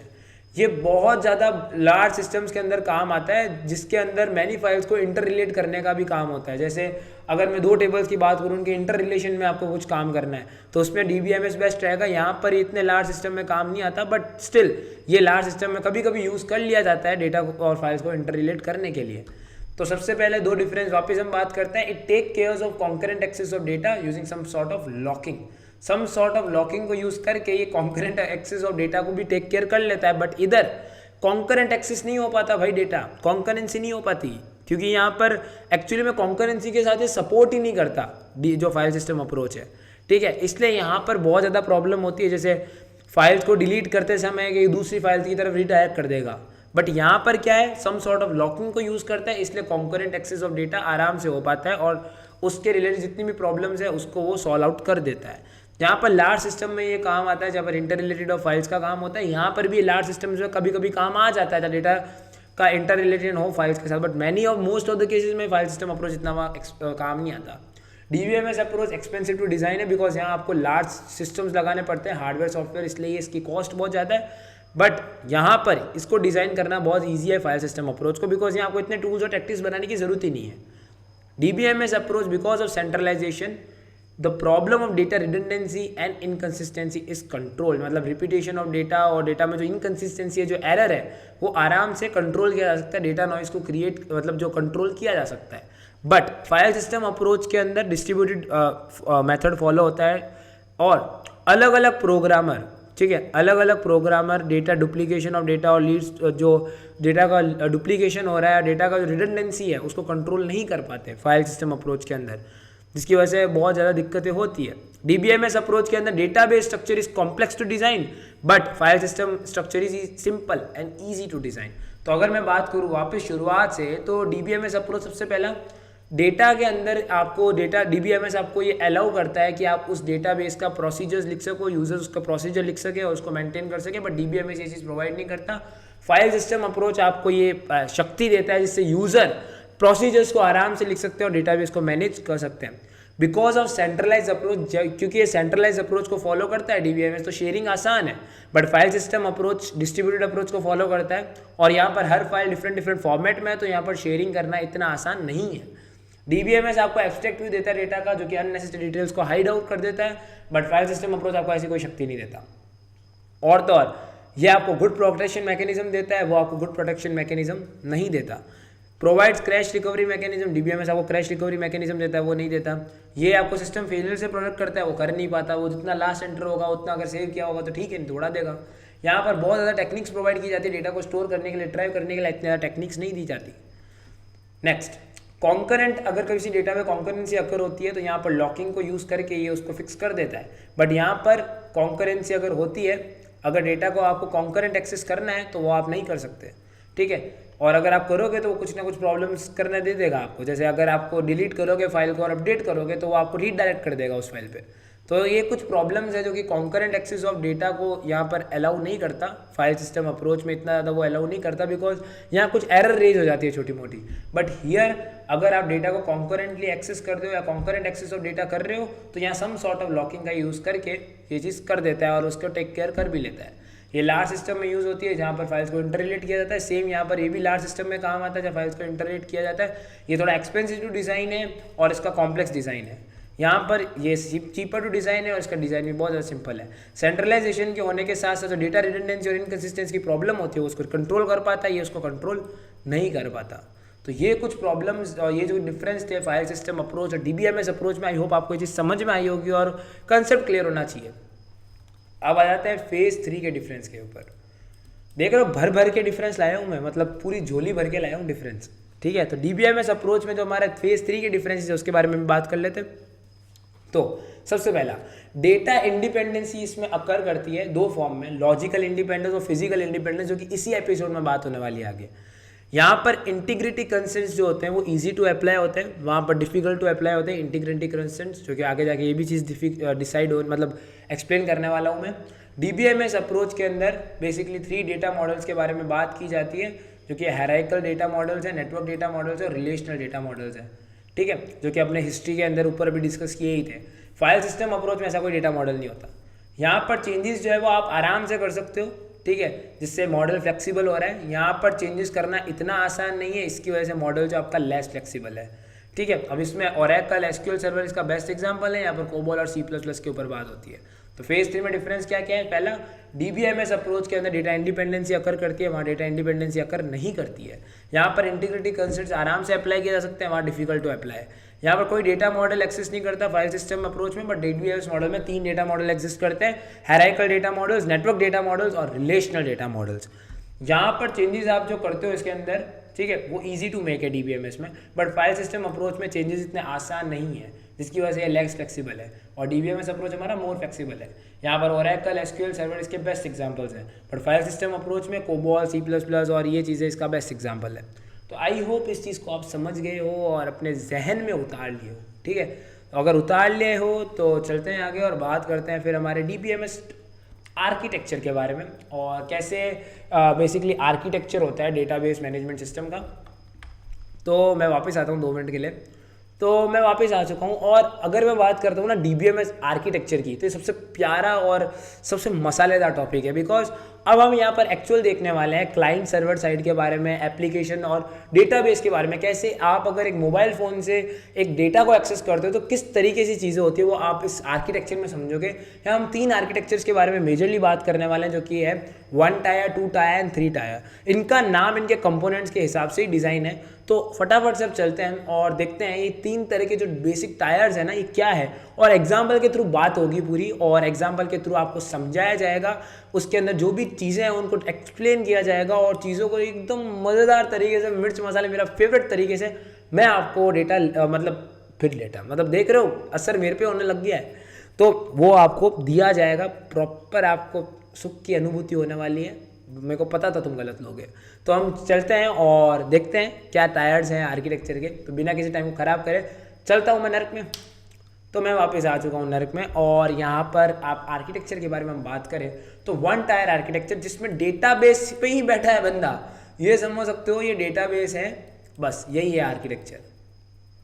मेरे को पता है सबके रिएक्शन हो रहे होंगे, क्या बोल रहा है भाई, यहाँ यूज़र डेटाबेस पे आके बैठ गया। ये है 1 टायर। इसका मतलब क्या है, डेटाबेस डायरेक्टली अवेलेबल है यूज़र को, यूज़र डायरेक्टली चेंजेस कर सकता है डेटाबेस में, जो उसको इन्फॉर्मेशन चाहिए डायरेक्टली कम्युनिकेट कर सकता है डेटाबेस में, और चेंजेस भी डायरेक्टली कर सकता है। मतलब यूज़र बंदा आके डेटाबेस पे ही बैठ गया, कोई बीच में कोई बंदा बोलने वाला ही नहीं है कुछ करने वाला। तो डेटाबेस के अंदर क्या हो रहा है, डेटाबेस मतलब 1 टायर आर्किटेक्चर में क्या हो रहा है, डेटाबेस डायरेक्टली अवेलेबल है यूज़र को, डेटा यूजर्स चाहे तो डेटा को डायरेक्टली एक्सेस कर सकता है डेटाबेस को, और तो और उसमें चेंजेस भी डायरेक्टली कर सकता है, ठीक है। मतलब यूज़र बेसिकली क्या कर रहा है, डायरेक्टली कम्युनिकेट कर रहा है किसके साथ, डेटाबेस के साथ। यूजर्स जो है वो डायरेक्टली डेटाबेस के ऊपर ही बैठ गया और उसको यूज़ कर रहा है, ये समझ सकते हो। मतलब जितने भी चेंजेस है वो डायरेक्टली कर सकता है डेटाबेस के, बिना किसी थर्ड पार्टी और सेकंड पार्टी के इंटरेक्शन के। समझ गए? मेरे को हिसाब से फर्स्ट टायर तो बहुत आसानी से समझ गए, जिसमें अगर एक प्रॉपर तरीके से एग्जाम लिया जाए तो आप ये समझ सकते हो कि भाई आपके हाथ में पूरा डेटा मैं दे चुका हूँ और आप उसमें डायरेक्टली चेंज कर रहे हो, ये आपका 1 टायर होता है। अब हम बात करते हैं 2nd टायर आर्किटेक्चर। ये बेसिक क्लाइंट और सर्वर की तरह है, ठीक है। क्लाइंट मतलब वो एप्लीकेशन, जैसे अगर हम बात करते हैं सपोज किसी बस को बुक करना है, अगर मैं रेड बस की बात करता हूँ, और रेड बस की अगर मैं बात करूँ तो आपको एक रेड बस की एप्लीकेशन दे दी गई है, ठीक है। अब आप क्या करते हो, रेड बस के एप्लीकेशन में आपको पता है बेसिकली रेड बस के 3 सिस्टम है, ठीक है। रेड बस का मोबाइल है, रेड बस का बॉस सिस्टम, और एक रेड बस का सिस्टम है जो कि नॉर्मली उनके पास होता है, ड्राइवर्स वगैरह के पास होता है। तो अब अगर मैं बात करता हूँ बॉस सिस्टम की, बॉस सिस्टम मतलब वो जो एक्चुअली में उन लोगों के पास होता है जो उसको कंडक्टर या वो मतलब जो प्रॉपर ओनर्स होते हैं ना उस जगह के, मतलब जैसे अगर आप कोई ट्रैवलर्स जो होते हैं, ट्रैवल बुकिंग होती है उनके वहाँ पर होता है। तो अगर आप रेड बस के मोबाइल फ़ोन से बुक नहीं करा के उनके सेंटर्स के थ्रू बुक कराते हो डायरेक्टली, तो यहाँ पर क्या हो रहा है, आप क्लाइंट हो, आपने क्या किया डायरेक्टली एप्लीकेशन सर्वर के, आप ये समझ सकते हो आप एक क्लाइंट हो और आपने डायरेक्टली डेटाबेस को एक्सेस कर लिया, ठीक है। अब ये क्लाइंट ये समझ सकते हो कि भाई आप जो वो टिकट बुक कराने वाला आप भैया के पास जाते हो ना, वो ये क्लाइंट है, और वो बॉस सिस्टम के थ्रू डायरेक्टली डेटाबेस के साथ कम्युनिकेट कर रहे हैं। तो इसके अंदर बेसिक क्लाइंट और सर्वर वाली बात है। जैसे अगर टिकट बुकिंग, अगर रेलवे स्टेशन की भी बात करता हूँ, IRCTC की, एक तो आप फ़ोन ऐप से तो बुक कराते हो, और एक आप क्या करते हो वहाँ जाके डायरेक्टली रेलवेज में जाके आप बुक कराते हो। तो वो जो सिनेरियो जिसमें आप डायरेक्टली रेलवे में जाके वो अपने खुद के जो उनके सिस्टम होता है, जो क्लाइंट्स एप्लीकेशन होती है जो उनके पास होती है, जो भी वो रेलवे अथॉरिटी पर्सन होता है, टिकट बुकिंग से जो विंडो होती है, वहाँ पर जो बंदा कंप्यूटर लेके बैठा है, वो जो एप्लीकेशन होती है क्लाइंट, वो डायरेक्टली क्या करती है, आपका टिकट बुक करके देती है डेटाबेस में से। तो ये आपका 2 टायर आर्किटेक्चर है, जिसमें केवल और केवल आप ये समझ सकते हो एक बेसिक क्लाइंट है और एक सर्वर है। Application on client server can directly communicate with the database on the server side. यानी जो क्लाइंट सर्वर में मतलब बंदा है जो एप्लीकेशन यूज़ कर रहा है, जो भी वो उसके कंप्यूटर में जो भी ऐप है जो कि डायरेक्टली क्या कर रहा है, रेडबस के सर्वर से या जो आपका IRCTC है उसके सर्वर से, वो डायरेक्टली उसके साथ कम्युनिकेट करके टिकट बुक कर रहा है। इसके बीच में कोई मोबाइल एप्लीकेशन का कोई आपको डेटा दिखाने की कोई ज़रूरत नहीं है। वो बंदा वहाँ गया, उस रेलवे स्टेशन पर गया, उस बस स्टेशन पर गया और जाके बुक करा के आ गया। सिंपल सॉर्टेड खेल खेला उसने। तो ये 2 टायर आर्किटेक्चर है, जिसमें क्लाइंट डायरेक्टली कम्युनिकेट कर रहा है किसके साथ, डेटाबेस के साथ। लेकिन अब इसमें मैं अगर एंट्री दे देता हूँ एक मोबाइल एप्लीकेशन की, तो वो आपका 3rd टायर हो जाएगा। जैसे इसमें क्या हो रहा है, client can't directly communicate with the server. अब इसमें क्लाइंट क्यों नहीं कर सकता, बिकॉज अगर आपको मैं अथॉरिटी दे दूँ कि आप आराम से जाकर बुक कर दो, तो क्या दिक्कत आ गई भाई, इसमें दिक्कत क्या आ गई कि भाई आप ये भी कर सकते हो कि उसको ग्लिच में फंसा दो कि भाई पेमेंट हो चुकी है, बट पेमेंट एक्चुअली में हुई नहीं है। तो ये जो चीज़ें हैं, जैसे अगर आप रेडबस की मोबाइल एप्लीकेशन की बात करूँ जो आपके फ़ोन में है, तो वो 3 टायर आर्किटेक्चर को फॉलो कर रहा है। क्योंकि अब यहाँ पर क्या हो रहा है, क्लाइंट और डेटाबेस के बीच में एक और बंदा आ चुका है जो है आपका एप्लीकेशन सर्वर। अब क्या करता है, क्लाइंट सर्वर में जो मोबाइल एप्लीकेशन जो भी ये बंदा यूज़ कर रहा है, सपोज एक क्लाइंट साइड है, यहाँ पर अगर कोई बंदा मोबाइल एप्लीकेशन को यूज़ कर रहा है और उसने टिकट बुक किया, तो उसकी रिक्वेस्ट पहले यहाँ पर जाएगी और यहाँ के बाद डेटाबेस के पास जाएगी। अब अगर मैं 2 टायर आर्किटेक्चर की बात करूँ ना, तो यहाँ पर अगर ज़्यादा लोड आता है ना 2 टायर के ऊपर, अगर मैं बात करूँ करोड़ों यूज़र इस 2 टायर एप्लीकेशन यूज़ कर रहे हैं, तो एप्लीकेशन ये जो मॉडल है, ये जो आर्किटेक्चर है, फेल हो जाएगा। क्योंकि यहाँ पर उसके पास इतनी पावर नहीं है। यहाँ पर क्या होगा, ये क्लाइंट 1000 क्लाइंट एक साथ डेटाबेस को देंगे, वही डेटाबेस क्लाइंट के हिसाब से उनको डेटा वापस फेच करके दे रहा है डेटाबेस में से। तो यहाँ पर बोटलनेक वाली प्रॉब्लम आ सकती है कि बहुत ज़्यादा इन्फॉर्मेशन ओवरलोड हो जाए, बहुत ज़्यादा क्लाइंट एक ही बार में इन्फॉर्मेशन मान लो इसकी डेटाबेस क्रैश ना हो जाए। मतलब ये जो प्रॉब्लम्स हैं ये 2 टायर में हो सकती है। बट 3 टायर आपको क्या करता है, बीच में एक एप्लीकेशन सर्वर दे देता है, जिसकी वजह से क्लाइंट जो है वो डायरेक्टली डेटाबेस से बात नहीं कर सकता, डायरेक्टली सर्वर के साथ बात नहीं कर सकता। उसको सबसे पहले एप्लीकेशन सर्वर के साथ बात करनी पड़ेगी और उसके बाद ही वो जा सकता है सर्वर साइड के पास, सर्वर एप्लीकेशन के पास। समझ गए। एप्लीकेशन सर्वर क्या करता है, एक डायनामिक और कस्टमाइज रेफरेंस जनरेट करता है क्लाइंट की रिक्वेस्ट के ऊपर। अगर मैं बात करूँ रेडबस के एग्जांपल की, तो आपने रेडबस का क्या किया, मोबाइल ऐप खोला, उसमें आपने टिकट बुकिंग के ऊपर गए, पेटीएम और जो भी आपने UPI के थ्रू टिकट बुक कराया, और टिकट बुक कराने के बाद आपने सीट सेलेक्ट करी, सीट सेलेक्ट करने के मतलब सीट सेलेक्शन करने के बाद टिकट बुक कराया, और जैसे ही आपने टिकट बुक कराया, वो आपके पास एक मैसेज जनरेट होकर आ गया कि और टिकट हैज बीन। अब वो जो मैसेज वगैरह सब जनरेट होकर आया है, वो सारा एप्लीकेशन सर्वर के थ्रू आया है। समझ गए। क्लाइंट साइड में मोबाइल एप्लीकेशन चल रही है जो आपने पकड़ी हुई है, उससे आपने क्वेरी पहले एप्लीकेशन सर्वर को भेजी, यहाँ की पेमेंट वगैरह सब चीज़ हुई, फिर डेटाबेस में उसने चेंजेस किया क्लाइंट एप्लीकेशन सर्वर ने, और वहाँ से आपको वापस रिक्वेस्ट कस्टमाइज करके मोबाइल ऐप के हिसाब से आपको उसके अंदर यूजिंग सम इन्फोग्राफिक्स और वो ला के दिखा दी। तो यहाँ पर क्या हो रहा है, अब एक एप्लीकेशन सर्वर है जो कि कस्टमाइज कर रहा है रिक्वेस्ट को डेटाबेस की, जो डेटाबेस से रिक्वेस्ट आई हुई है, और जो डेटाबेस को रिक्वेस्ट जा रही है उसको कस्टमाइज कर रहा है क्लाइंट साइड के अकॉर्डिंग, यानी यूजर के अकॉर्डिंग। तो ये आपका एप्लीकेशन सर्वर का एग्जांपल हो गया, जहाँ पर करोड़ों रेस्पॉन्स और जब भी लार्ज नंबर ऑफ रेस्पॉन्स होता है तब 3 टायर आर्किटेक्चर बेस्ट रहता है। समझ गए। तो सबसे पहले हमने बात करी सिंगल, जिसमें डेटाबेस के ऊपर ही यूजर बैठा हुआ है, वो डायरेक्टली कम्युनिकेट कर रहा है, उसको किसी की जरूरत नहीं है क्लाइंट साइड की और किसी की। अगर 2 टायर हो तो यहाँ पर क्लाइंट साइड और सर्वर साइड दोनों है। एप्लीकेशन जो कि क्लाइंट साइड में है वो डायरेक्टली कम्युनिकेट करती है डेटाबेस के साथ जो कि सर्वर साइड में। और यहाँ पर एक्चुअली में खेल क्या हो रहा है कि जब क्लाइंट साइड है वो डायरेक्टली कम्युनिकेट कर रहा है डेटाबेस से, तो यहाँ पर अगर ज़्यादा क्लाइंट्स आ जाते हैं तो ये मॉडल फेल हो जाएगा, बिकॉज यहाँ एक बॉटलनेक कंडीशन बन जाएगी, बिकॉज डेटाबेस अकेला इतने ज़्यादा रिक्वेस्ट को भी ले रहा है, फिर उनको वापस रिटर्न भी कर रहा है फेच करके, तो यहाँ थोड़ी दिक्कत हो जाती है। बट अगर मैं बात करूँ इससे अपडेटेड जो कि 3 टायर, जिसमें एक एप्लीकेशन सर्वर है बीच में, जिसमें यूज़र जो है वो खुद मोबाइल एप्लीकेशन के थ्रू टिकट वगैरह बुक करवा रहा है, और यहाँ पर अगर ज़्यादा यूज़र आ भी जाते हैं तो भी कोई दिक्कत नहीं, बिकॉज यहाँ बीच में एक एप्लीकेशन सर्वर है और यहाँ क्लाइंट डायरेक्टली कम्युनिकेट नहीं कर पा रहा डेटाबेस के थ्रू। तो यहाँ पर एक एप्लीकेशन सर्वर है जो कि कस्टमाइज कर देता है डेटाबेस से आई हुई रिक्वेस्ट को क्लाइंट साइड की मोबाइल एप्लीकेशन के वजह से, उनके जैसे, और तो और जो मोबाइल एप्लीकेशन से जो मैसेज आया है उसको वो कन्वर्ट कर देता है क्वेरीज के अंदर जो कि डेटाबेस के अंदर जाती है। तो कुल मिला के एप्लीकेशन सर्वर कर क्या रहा है, क्लाइंट साइड से जो भी मतलब आपके रिक्वेस्ट आ रही है उसको कन्वर्ट कर रहा है क्वेरीज के अंदर और डेटाबेस को भेज रहा है, और डेटाबेस से जो क्वेरीज के फॉर्म में आपको क्वेरी रिटर्न और टेबल्स जो भी है उस फॉर्म में जो डेटा आ रहा है उसको वो कन्वर्ट कर रहा है उस मोबाइल ऐप के अकॉर्डिंग और आपको दिखा रहा है इस क्लाइंट साइड एप्लीकेशन में। तो ये आपका है 3 तरीके के architecture, 1 tyre, 2 tyre and 3 architecture. तो अब हम चलते हैं हमारे नेक्स्ट टॉपिक के ऊपर। तो अब हम बात करते हैं स्कीमा के बारे में। तो यार इतनी देर से हम लोगों ने काफ़ी डिस्कस कर लिया डेटाबेस के बारे में, तो अब बात आती है स्कीमा, जो कि बहुत बहुत ज़्यादा इंपॉर्टेंट चीज़ है। अगर मैं बात करूँ डेटाबेस के बारे में, तो स्कीमा और कुछ नहीं है, just a logical representation of data. अब जो डेटा अपन टेबल्स वगैरह में लिखते हैं ना, उसका एक लॉजिकल जो रिप्रेजेंटेशन है वो जो आप समझ सकते हो वो स्कीमा है। RDMS में डेटा को स्टोर किया जाता है, बट उसको जब यूजर रिट्राइव करता है तो उसको डेटा किस फॉर्म में मिलता है, हमेशा टेबल्स के फॉर्म में मिलता है। तो जो अब टेबल्स आप बनाते हो, जैसे अगर मैं बात करूँ एक स्टूडेंट नाम की टेबल है, तो उसमें क्या क्या चीज़ें होनी चाहिए भाई, इसमें रोल नंबर होना चाहिए, नेम होना चाहिए, ठीक है, और ये जितनी भी एट्रीब्यूट्स आप यहाँ लिख रहे हो, ठीक है, ये जितनी भी यहाँ पर ये चीज़ें हैं, ये आपने जो स्टूडेंट टेबल के लिए डिफाइन करी है कि भाई उसमें रोल नंबर होना चाहिए, नेम होना चाहिए, ठीक है, और ये जितनी भी आपने नेक्स्ट चीज़ें लिखी हुई है, ये जो चीज़ है ये कहलाती है एक्चुअली स्कीमा। इस टेबल का एक स्कीमा है कि इसमें जो भी स्टूडेंट टेबल है उसमें रोल नंबर आएगा, उसका नेम आएगा, ठीक है, और उसका या आप समझ सकते हो उसका सिटी हो गया या कुछ भी चीज़ हो गई। यहाँ पर अगर मैं इसको काट के सिटी कर देता हूँ तो कोई बड़ी बात नहीं है। तो क्या हो गया इस टेबल का स्कीमा, आपने रोल नंबर लिख दिया, नेम लिख दिया, सिटी लिख दिया, ये उस स्टूडेंट टेबल का एक स्कीमा हो गया, यानी उस लॉजिकल रिप्रेजेंटेशन डेटा का। और तो और अगर मैं कोर्स टेबल की बात करूँ तो CD कोर्स ID, नेम और ड्यूरेशन, ठीक है, ये आपका क्या हो सकता है, ये भी एक लॉजिकल रिप्रेजेंटेशन हो गया किसका, उस कोर्स टेबल का, जिसके अंदर आपको क्या लिखना है, CD कोर्स ID लिखनी है सबसे पहले, नेम लिखना और कितने ड्यूरेशन का कोर्स है। तो ये जो 2 टेबल्स अपन ने अलग अलग बनाई है स्टूडेंट, ये इसका स्कीमा है और ये कोर्स का स्कीमा है। आई थिंक आप समझ गए होंगे।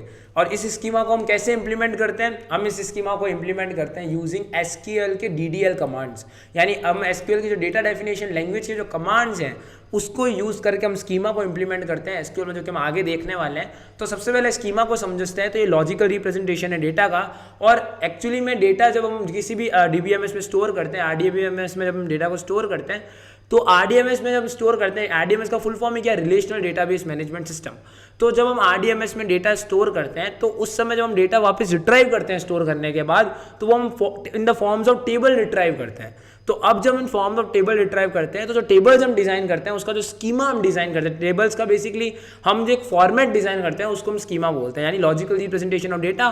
जहाँ एक स्टूडेंट नाम की टेबल है उसके अंदर जो हमने डिजाइन किया उस तरीके से स्टूडेंट का रोल नंबर आ गया, नेम आ गया और उसका सिटी आ गया, ठीक है। यहाँ पर एक जो कोर्स टेबल है इसका स्कीमा क्या हो गया, उसका ID, नेम और ड्यूरेशन। और ये हम कैसे इंप्लीमेंट करते हैं, यूजिंग SQL DDL, ठीक है, डेटा डेफिनेशन लैंग्वेज को यूज करके हम स्कीमा को इंप्लीमेंट करते हैं। अब स्कीमा एक टेबल का भी हो सकता है और एक से ज़्यादा टेबल्स का भी हो सकता है, वो डिपेंड करता है, ठीक है, बट उसको इंप्लीमेंट कैसे करेंगे, by using DDL commands in SQL।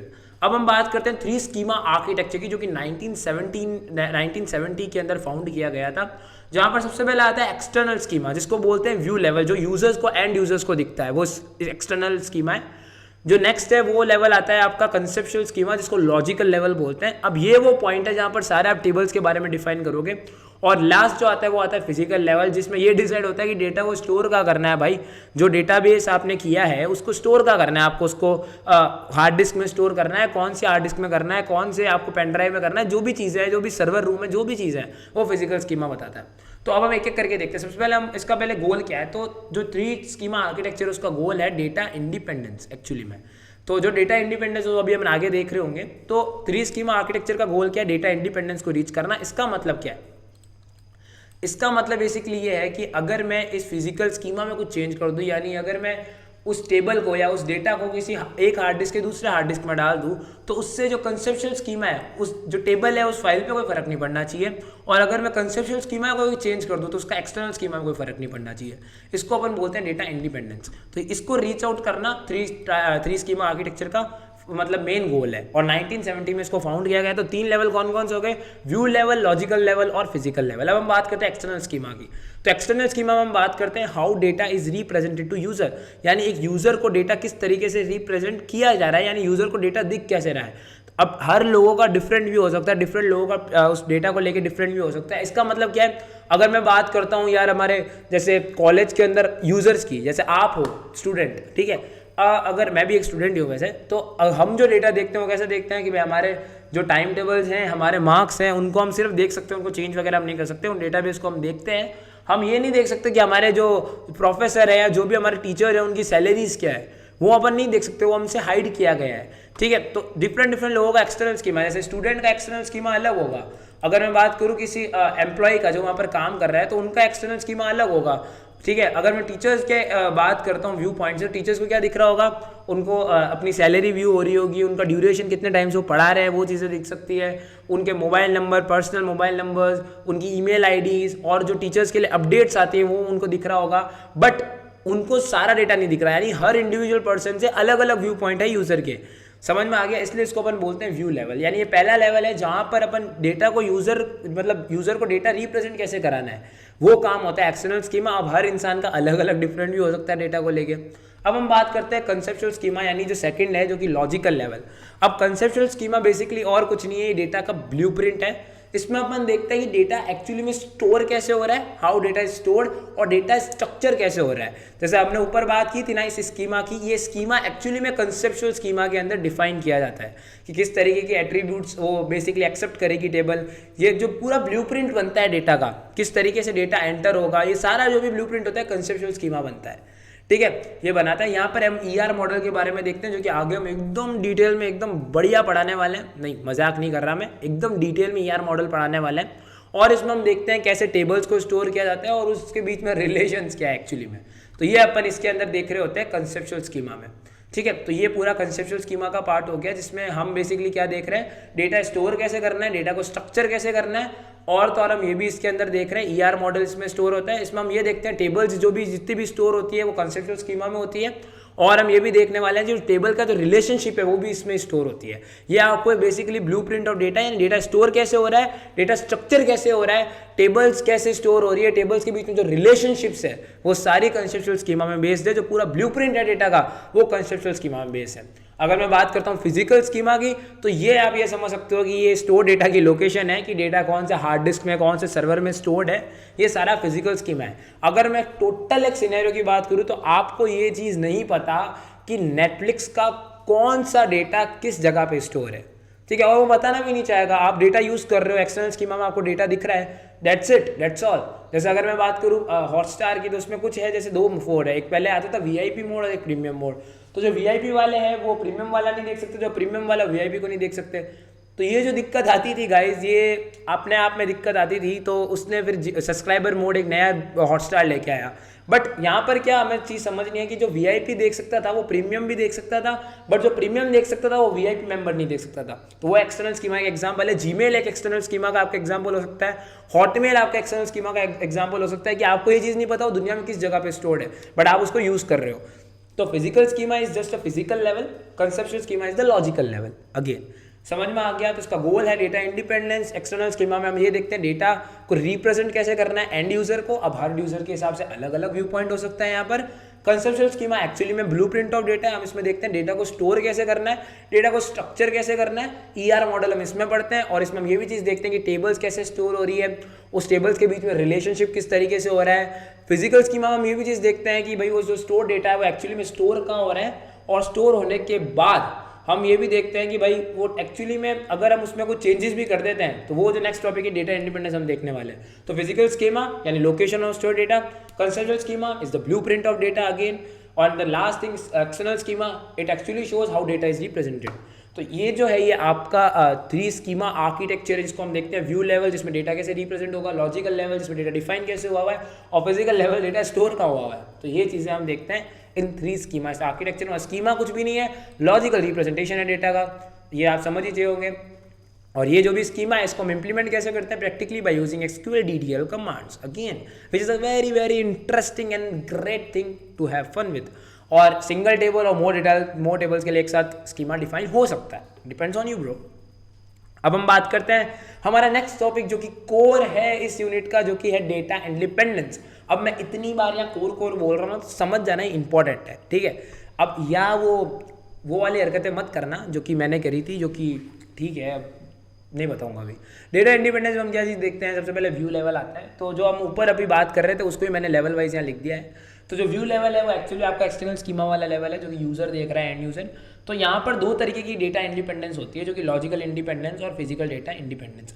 अब यहाँ पर मेरी ढंग से बात सुनना। सबसे पहले हमारा जो हमने 3 स्ट्रक्चर बनाया था, 3 डेटा स्ट्रक्चर, 3 स्कीमा स्ट्रक्चर जो हमने बनाया था, ये जो आर्किटेक्चर था ये किस लिए था? ये एक्चुअली डेटा इंडिपेंडेंस को रीच आउट करने के लिए था। बट डेटा इंडिपेंडेंस मतलब होता क्या? इसका मतलब ये समझ सकते हो कि यार अगर मैं कंसेप्चुअल स्कीमा में चेंज कर दूं, यानी अगर मैं ये समझ लो कि अगर मैं टेबल में सपोज एक नया कॉलम ऐड कर देता हूँ, तो क्या यूज़र को नई एप्लीकेशन डाउनलोड करनी पड़ेगी? नहीं पड़ेगी, बिकॉज मेरा क्या हो रहा है, मैं टेबल में जो भी ऐड कर रहा हूँ तो वो व्यू लेवल में कोई इंपैक्ट नहीं कर रहा। मैं टेबल में ऐड ऑन करता जाऊँगा कॉलम्स को, अगर मैं चाहूँगा तो उसको यूज़र देख लेगा, और अगर मैं नहीं चाहूँगा तो वो उसको नहीं देखेगा। कंसेप्चुअल स्कीमा मतलब क्या हो गया कि अगर कंसेप्चुअल स्कीमा में कोई भी चेंज किया जा रहा है भाई, उसको व्यू लेवल पे कोई इंपैक्ट नहीं पड़ रहा। यानी आपने अगर आप यूज़ करते हो एप्लीकेशन, अगर आपने किसी की पर्सनल एप्लीकेशन डाउनलोड करी हो, जैसे अगर मैं ब्लॉग एप्लीकेशन की बात कर लेता हूँ, या अगर मैं इन शॉर्ट्स की बात कर लेता हूँ, तो इन शॉर्ट्स ऐप आप जो यूज़ कर रहे हो, तो उसके अंदर क्या हो रहा है, आप कंसेप्चुअल स्कीमा मतलब क्या होगा कि मैं उसमें रोज बाय रोज नई नई न्यूज़ डालता जा रहा हूँ। अब मैं उसमें कैटेगरीज बढ़ाता जा रहा हूँ। जैसे अगर मैं बात करता हूँ, जैसे ऑलरेडी वो न्यूज़ रखता है ना, जैसे टेक न्यूज़ हो गई, स्पोर्ट्स न्यूज़ हो गई, अब मैं एक नई तरह की कैटेगरी लाता हूँ, एडवेंचरस न्यूज़। तो अब अगर मैं एडवेंचरस न्यूज़ न्यू कॉलम बनाता हूँ, तो क्या यूज़र को नई एप्लीकेशन डाउनलोड करनी पड़ेगी? नहीं पड़ेगी। वो क्यों नहीं करनी पड़ेगी? बिकॉज वो लॉजिकल डेटा इंडिपेंडेंस को फॉलो करता है, इस आर्किटेक्चर को फॉलो करता है। अगर मैं बात करूँ फिजिकल डेटा इंडिपेंडेंस की, इसका मतलब क्या है, अगर मैंने इनशॉर्ट का डेटा एक सर्वर से दूसरे सर्वर में डाल दिया, तो क्या मेरी पूरे के पूरा डेटा ही बदल जाएगा? नहीं बदलेगा ना, डेटा नहीं बदलेगा। तो मतलब फिजिकल स्कीमा में जो मैं चेंज कर रहा हूँ उसका कंसेप्चुअल स्कीमा में कोई इंपैक्ट नहीं पड़ रहा, तो वो होता है फिजिकल डेटा इंडिपेंडेंस। तो लॉजिकल डेटा इंडिपेंडेंस मतलब क्या है कि changes in conceptual schema will not affect the user in the view level. ठीक है, और ये कैसे होता है, इसको हम यूज़ करते हैं वर्चुअल टेबल्स को यूज़ करके ये चीज़ की जाती है। अगर हम बात करें फिजिकल डेटा इंडिपेंडेंस की, तो अगर चेंजेस फिजिकल स्कीमा में किया जाए तो उसे कंसेप्चुअल स्कीमा में कोई फर्क नहीं पड़ने वाला। और अगर किसी डेटा स्ट्रक्चर या स्टोरेज में चेंजेस किया जाए, ठीक है, तो वो कंसेप्चुअल स्कीमा में कोई फर्क नहीं डालेगा। ठीक है, तो ये चीज़ आप आई थिंक समझ गए हो कि जो फिजिकल स्कीमा में चेंजेस किया जाए, यानी अगर मैं एक सर्वर से दूसरे सर्वर में इनशॉर्ट्स का डेटा डाल देता हूँ, तो इसका मतलब ये नहीं है कि वो पूरी की पूरी न्यूज़ ही बदल जाएगी। तो वो फिजिकल डेटा इंडिपेंडेंस है। और कंसेप्चुअल डेटा इंडिपेंडेंस मतलब बहुत बहुत सिंपल है भाई, कि अगर मैं एक नया तरह की कैटेगरी इंट्रोड्यूस कर देता हूँ तो उसको नया नया एप्लीकेशन डाउनलोड नहीं करना पड़ेगा। तो लॉजिकल डेटा इंडिपेंडेंस है। तो यानी changes in conceptual schema will not affect the user in the view level. तो we will do it by using the views और the virtual tables again. It's a very great thing to be do. तो यहाँ पर इसकी वजह से क्या होता है, एक ट्रांसपेरेंसी होता है, बिकॉज यूजर को ये लगता है कि उसका डेटा उसके पास ही है और वो बार बार इतना चेंजेस वगैरह नहीं हो रहा, तो वो व्यू लेवल में यूजर ट्रांसपेरेंसी आती है एक तो। और आप इस स्कीमा में आराम से चेंजेस कर सकते हो, बिकॉज यहाँ डेटा इंडिपेंडेंसी है। इसका मतलब ये नहीं कि ऊपर वाला स्कीमा बिगड़ रहा है, आप आराम से टेस्ट एंड ट्रायल उस स्कीमा पे कर सकते हो, चेंजेस कर सकते हो, मेंटेनेंस आराम से हो सकती है। और तो और क्या है, आप इसमें डेटा एब्स्ट्रक्शन को भी फॉलो करो, आप डेटा से यूजर्स को डेटा हाइड भी कर रहे हो। अगर कंसेप्चुअल स्कीमा में एक ऐसा सेंसिटिव कॉलम ऐड कर दो कोई सेंसिटिव इन्फॉर्मेशन का, जो मेरे के लिए कॉन्फिडेंशियल इन्फॉर्मेशन हो, तो उसकी वजह से क्या हो रहा है, वो व्यू लेवल पर उसको दिख नहीं रहा है, तो मेरे लिए वो कॉन्फिडेंशियल भी रहा है। हम यहाँ पर डेटा को इंडिपेंडेंट बना ही रहे हैं, और अगर जो एक्सेस ऑफ डेटा है किसी भी वेबसाइट पे, ऐप पे, तो अपन उसको आराम से हाइड कर सकते हो इस चीज़ को यूज़ करके, और इससे कोई इंपैक्ट नहीं पड़ रहा। अगेन कंसेप्चुअल स्कीमा में अगर कोई भी चेंज किया जाए, यानी अगर मैं किसी भी टेबल में नया कॉलम ऐड करूंगा, तो उसको बंदे को नया ऐप डाउनलोड करना नहीं पड़ेगा, नई वेबसाइट नहीं बनानी पड़ेगी। ठीक है, और अगर फिजिकल स्कीमा, अगर मैं एक सर्वर से दूसरे सर्वर में उठा के इनशॉर्ट्स का डेटा डाल देता हूँ, तो अगेन कंसेप्चुअल स्कीमा यानी टेबल्स पे जो ऑलरेडी वो कॉलम्स बने हुए हैं उस पर कोई इंपैक्ट नहीं पड़ने वाला। वो फिजिकल डेटा इंडिपेंडेंस है। तो I think you are perfect in data independency now. तो अब हम फाइनली बात करने वाले हैं ईआर मॉडल के बारे में। तो इतनी देर हमने जो भी हरकतें की थी, पहले एक बार मैं वापस आ जाता हूँ फिर बताते हैं। तो जो अभी इतनी देर से हम हरकतें कर रहे थे वो बेसिक्स था डीबीएमएस का, लेकिन अब जो आने वाला है वो सबसे इजी टॉपिक्स होने वाले हैं, और वो है ईआर मॉडल। अब देखो यार, ईआर मॉडल जो है, यहाँ से तुम्हारे डीबीएमएस की एक्चुअल सफर की शुरुआत होती है। तो अभी तक जो भी डॉक्टर स्ट्रेंज का मल्टीवर्स जादू चला है, जिसमें हमने ये देखा डीबीएमएस के बारे में, अब उसका आ चुका है दूसरा वर्जन, जो कि है ईआर मॉडल, जिसके अंदर हमने बात की थी कंसेप्चुअल स्कीमा में, वही हम चीज़ यहाँ बात करने वाले हैं, बट इन डेप्थ क्या होता है ईआर मॉडल, इसके एडवांस जो भी चीज़ें हैं हम जब से देखेंगे, टेंशन मत लो। ठीक है, हम वो हरकतें नहीं करते, ठीक है, समझ गए होंगे। और तुम जो हरकतें बिल्कुल मत करो, जो कि ये है कि लाइक शेयर सब्सक्राइब जरूर करो वीडियो को। मेरे को समझ में ये नहीं आ रहा है कि मार्वल में जितने पोस्ट क्रेडिट सीन होते हैं उतना मैंने वीडियोस बना दिया, बट अभी तक साले सब्सक्राइब कर ही नहीं रहे हो। लाइक शेयर सब्सक्राइब जरूर करो अगर आपको ऐसी पावरफुल और सीरीज चाहिए। मैं चलता हूँ आगे अब नेक्स्ट टॉपिक पे, जो कि ER मॉडल, नहीं तो यही बोलते बोलते ठीक है चलते आगे, लेट्स डू इट ब्रो। तो हम आ चुके हैं नेक्स्ट, जो कि है ER मॉडल कंसेप्ट के ऊपर, जिसमें हम ER मॉडल के बारे में डेप्थ में बात करेंगे। तो फटाफट से लाइक कर दो वीडियो को, मैं जाता हूँ नरक में। तो मैं आ चुका हूँ नरक में, जो कि मेरी फेवरेट जगह है, कभी रिवील करूँगा कैसा दिखता है। तो इसका फुल फॉर्म होता है एंटिटी रिलेशनशिप मॉडल, जिसमें ये बेसिकली एक हाई लेवल डेटा मॉडल है। और ये डिस्क्राइब क्या करता है, ये डिस्क्राइब करता है दो डेटा एलिमेंट्स के बीच में रिलेशन को। It describes the relationship between two different data elements in a system. ये क्या करता है, किसी भी सिस्टम का कंसेप्चुअल स्कीमा को डिज़ाइन करता है डेटाबेस के लिए, ठीक है। अब कंसेप्चुअल स्कीमा मतलब बेसिकली जैसे अपन टेबल्स में आते हैं ना, कॉलम वगैरह, जो कॉलम के एट्रीब्यूट्स है, जो हमने ऊपर बात की थी कंसेप्चुअल स्कीमा के अंदर, इस चीज़ का जो डिज़ाइन है वो करता है ER मॉडल। समझ में आ गया, इसलिए मैंने उसमें लिखा था ER मॉडल। तो ये एक एंटिटी रिलेशनशिप मॉडल है, जिसमें कुछ एंटिटीज़ बनी हुई होगी, इनके बीच में कुछ रिलेशन होगा, और बेसिकली ये क्या करता है, दो एलिमेंट्स के बीच में, दो एंटिटीज़ के बीच में रिलेशनशिप बताता है। और किसी भी डेटाबेस का कंसेप्चुअल स्कीमा की जो डिज़ाइन है, या कंसेप्चुअल डिज़ाइन जो है पूरा, उसका ब्लूप्रिंट डेटा का कैसे स्टोर होगा, क्या होगा, वो होता है ER मॉडल, ठीक है। अभी हम ER मॉडल देख रहे हैं, फिर हम ये भी देखेंगे ER मॉडल को टेबल में कैसे कन्वर्ट करते हैं। अब कंपोनेंट्स क्या क्या है ER मॉडल के, तो तीन मेजर मुख्य रूप से कंपोनेंट है ER मॉडल के गाइस। पहला जो कंपोनेंट है वो है एंटिटी, जिसके अंदर हम वीक एंटिटी को पढ़ेंगे, फिर इसके कुछ एट्रीब्यूट्स को पढ़ने वाले हैं। लिखे मैंने 4 ही है, लेकिन पढ़ाऊंगा मैं 6-7, क्योंकि आपको पता है ना भरपूर ज्ञान मिलता है यहाँ पर। और पढ़ाऊंगा रिलेशन में हम देखेंगे 1 to 1 relation, 1 to many relation, many to 1 और many to many। अबे देखने में क्या लग रहा है, अरे बाप रे ये क्या आ गया, लेकिन ऐसा कुछ है नहीं। कंपोनेंट्स ऑफ ER मॉडल में आपको कुछ नहीं करना, अगर आपको इसको टाइप्स याद रखने तो आप ER के बीच में केवल एक A लगा दो। ये इसका मेमोनी के याद करने के क्या क्या कंपोनेंट है, E से एंटिटी, R से रिलेशन और A बीच में एट्रीब्यूट्स। समझ में आ गया, बहुत सिंपल तरीका। मैं मेमोनिक्स के साथ ही आता हूँ, मेरे को इतना दिमाग नहीं है, तो मैं इतना सोच नहीं सकता। तो समझ में आ गया, पहले एंटिटी, जिसमें वीक एंटिटी की बात करेंगे, फिर हम बात करेंगे एट्रीब्यूट्स की, जिसमें हम एट्रीब्यूट्स की बात करेंगे, फिर बात करेंगे रिलेशन की। हर तरीके का पॉसिबल देख लिया भाई, 1 to 1, 1 to many, many to 1, many to many, ये सब हम देख चुके हैं। तो ये एक बेसिक ER मॉडल है जो मैंने बनाया। अब देख रहे हो कितना सिंपल लग रहा है ये, बट हम इसको थोड़ा डेप्थ में समझेंगे। अभी समझेंगे क्या है ये रेक्टेंगल, ये एलिप्स क्या चीज़ है, सब देखने वाले हैं। तो बिना किसी टाइम को खोटी करते चलते हैं नेक्स्ट स्लाइड पे। तो देखो अगली स्लाइड में सबसे पहले हम शुरुआत करेंगे एंटिटी से। तो जैसे हमारा वो होता था ना, संज्ञा शब्द क्या होता है, एनी ऑब्जेक्ट, प्लेस, पर्सन, वो एंटिटी एक्चुअली में, ठीक है। तो एंटिटी को हमेशा हम रेक्टेंगल से रिप्रेजेंट करते हैं, पहला पॉइंट। तो इसीलिए आप देख सकते हो ऊपर हमने स्टूडेंट एक एंटिटी है, इसलिए उसको रेक्टेंगल में डाला है। अब इसका मतलब क्या जो मैंने यहाँ लिखा है, तो यहाँ पर क्या मतलब है, employee works for department, department एक एंटिटी है, एम्प्लॉय एक पर्टिकुलर एंटिटी है, बस इन दोनों का जो रिलेशन है वो किस में रिप्रेजेंट होता है, डायमंड के अंदर। तो ये आप देख सकते हो वर्क्स फॉर यह चीज़ लिखी हुई है। तो आई थिंक आपको ये चीज़ समझ में आ गया होगा। एंटिटी मतलब कोई भी प्लेस, एनी कोई भी जगह, कुछ भी चीज़, और इसको रेक्टेंगल के फॉर्म में रिप्रेजेंट किया जा सकता है। वीक एंटिटी मतलब क्या होता है, यानी कोई ऐसी एंटिटी जो किसी दूसरे एंटिटी पे डिपेंड करे, उसको हम बोलते हैं वीक एंटिटी। उसकी खुद की कोई की एट्रीब्यूट नहीं होती, खुद का कुछ मतलब नहीं है, वो किस पे डिपेंड है, वो भाई दूसरे बंदे पे जिंदगी बिताएगा, दूसरे पे ही पूरा डिपेंडेंट रह के जिएगा, और उसको हम डबल रेक्टेंगल का यूज करके रिप्रेजेंट करते हैं। जैसे आप यहाँ देख सकते हो लोन और इंस्टॉलमेंट। अब ये जो इंस्टॉलमेंट है ये लोन पे डिपेंडेंट है, बिना लोन लिए आप इंस्टॉलमेंट पे नहीं कर सकते। तो इसके कारण से ये जो है तुम्हारे इंस्टॉलमेंट एक वीक एंटिटी, इसको हमने डबल रेक्टेंगल में डाला हुआ है। तो समझ में आ गया वीक एंटिटी मतलब क्या होता है, जो दूसरे एंटिटी पे डिपेंड हो, और खुद एंटिटी क्या है, कोई भी ऑब्जेक्ट, प्लेस वगैरह, और इसको रेक्टेंगल से रिप्रेजेंट किया जाता है। अब हम बात करते हैं एट्रीब्यूट की। तो एट्रीब्यूट क्या चीज़ है भाई, एट्रीब्यूट ये समझ सकते हो किसी भी एंटिटी की एक प्रॉपर्टी, यानी किसी भी एंटिटी के प्रॉपर्टी को जो चीज़ डिस्क्राइब करेगी ना भाई लोग, वो है एट्रीब्यूट। एलिप्स जो है नॉर्मली काम आती है एट्रीब्यूट को रिप्रेजेंट करने के लिए। जैसे अगर हम ऊपर ये एग्जांपल इसको कंसीडर करते हैं, तो स्टूडेंट जो है उसकी कौन क्या इसी एट्रीब्यूट है, स्टूडेंट का नाम, उसका एड्रेस, उसकी आईडी, उसकी एज, तो वो क्या है एट्रीब्यूट, जो आप समझ चुके होंगे जो मैं समझाना चाह रहा हूँ। तो अब हम बात करते हैं हमारे अगले टॉपिक, क्योंकि यहाँ हम देख सकते हैं एंटिटी मतलब कोई भी ऑब्जेक्ट प्लस इसको रेक्टेंगल, वीक एंटिटी जो होती है दूसरे पर डिपेंडेंट है उसको डबल रेक्टेंगल, और एट्रीब्यूट मतलब उस पर्टिकुलर एंटिटी की जो भी अलग अलग प्रॉपर्टीज़ है वो एट्रीब्यूट कहलाती है, और इसको एलिप्स से यानी इस शेप से रिप्रेजेंट किया जाता है। तो अब हम देखने वाले हैं यार कुछ टाइप्स ऑफ एट्रीब्यूट के बारे में। अब यहाँ पर टाइप्स ऑफ एट्रीब्यूट के अंदर एक्चुअली 2 स्लाइड्स हैं, और हम डिटेल में देखेंगे क्या क्या टाइप्स है एक्चुअली में। तो चलो स्टार्ट करते हैं। पहला हम यहाँ से स्टार्ट करते हैं। मैंने इसका शॉर्ट फॉर्म दिया है। अगर देखो, अगर क्वेश्चन पे डिपेंड करता है, अगर तुम्हें केवल 4 एट्रीब्यूट्स बताने हैं जो की एट्रीब्यूट्स है, तो आप टैग एमडी याद रखो। टैग एंट्री मतलब टाइप्स ऑफ एट्रीब्यूट क्या क्या है?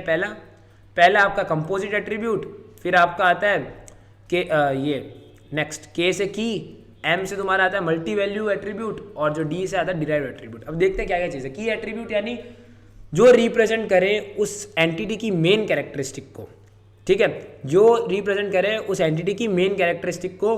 प्राइमरी की को भी क्या रिप्रेजेंट करता है? की एट्रीब्यूट। और इसको कैसे किया जाता है? ये एलिप्स से रिप्रेजेंट होता है और नीचे अंडरलाइन की जाती है, ये होता है इसका की एट्रीब्यूट। यानी उस पर्टिकुलर पूरी टेबल में किसी भी एंटिटी को जो यूनिकली आइडेंटिफाई कर सकता है, और ये सबसे ज़्यादा मेन कैरेक्टरिस्टिक होती है। यानी इसकी क्या समझ सकते हो आप, ये बहुत ज़्यादा मतलब उस पर्टिकुलर पूरे एंटिटी की सबसे ज़्यादा मेन चीज़ है, उस पूरे कॉलम की सबसे मेन, उस पूरे रो की सबसे मेन चीज़ है, वो होती है तुम्हारा की एट्रीब्यूट, ठीक है, जो यूनिक हो।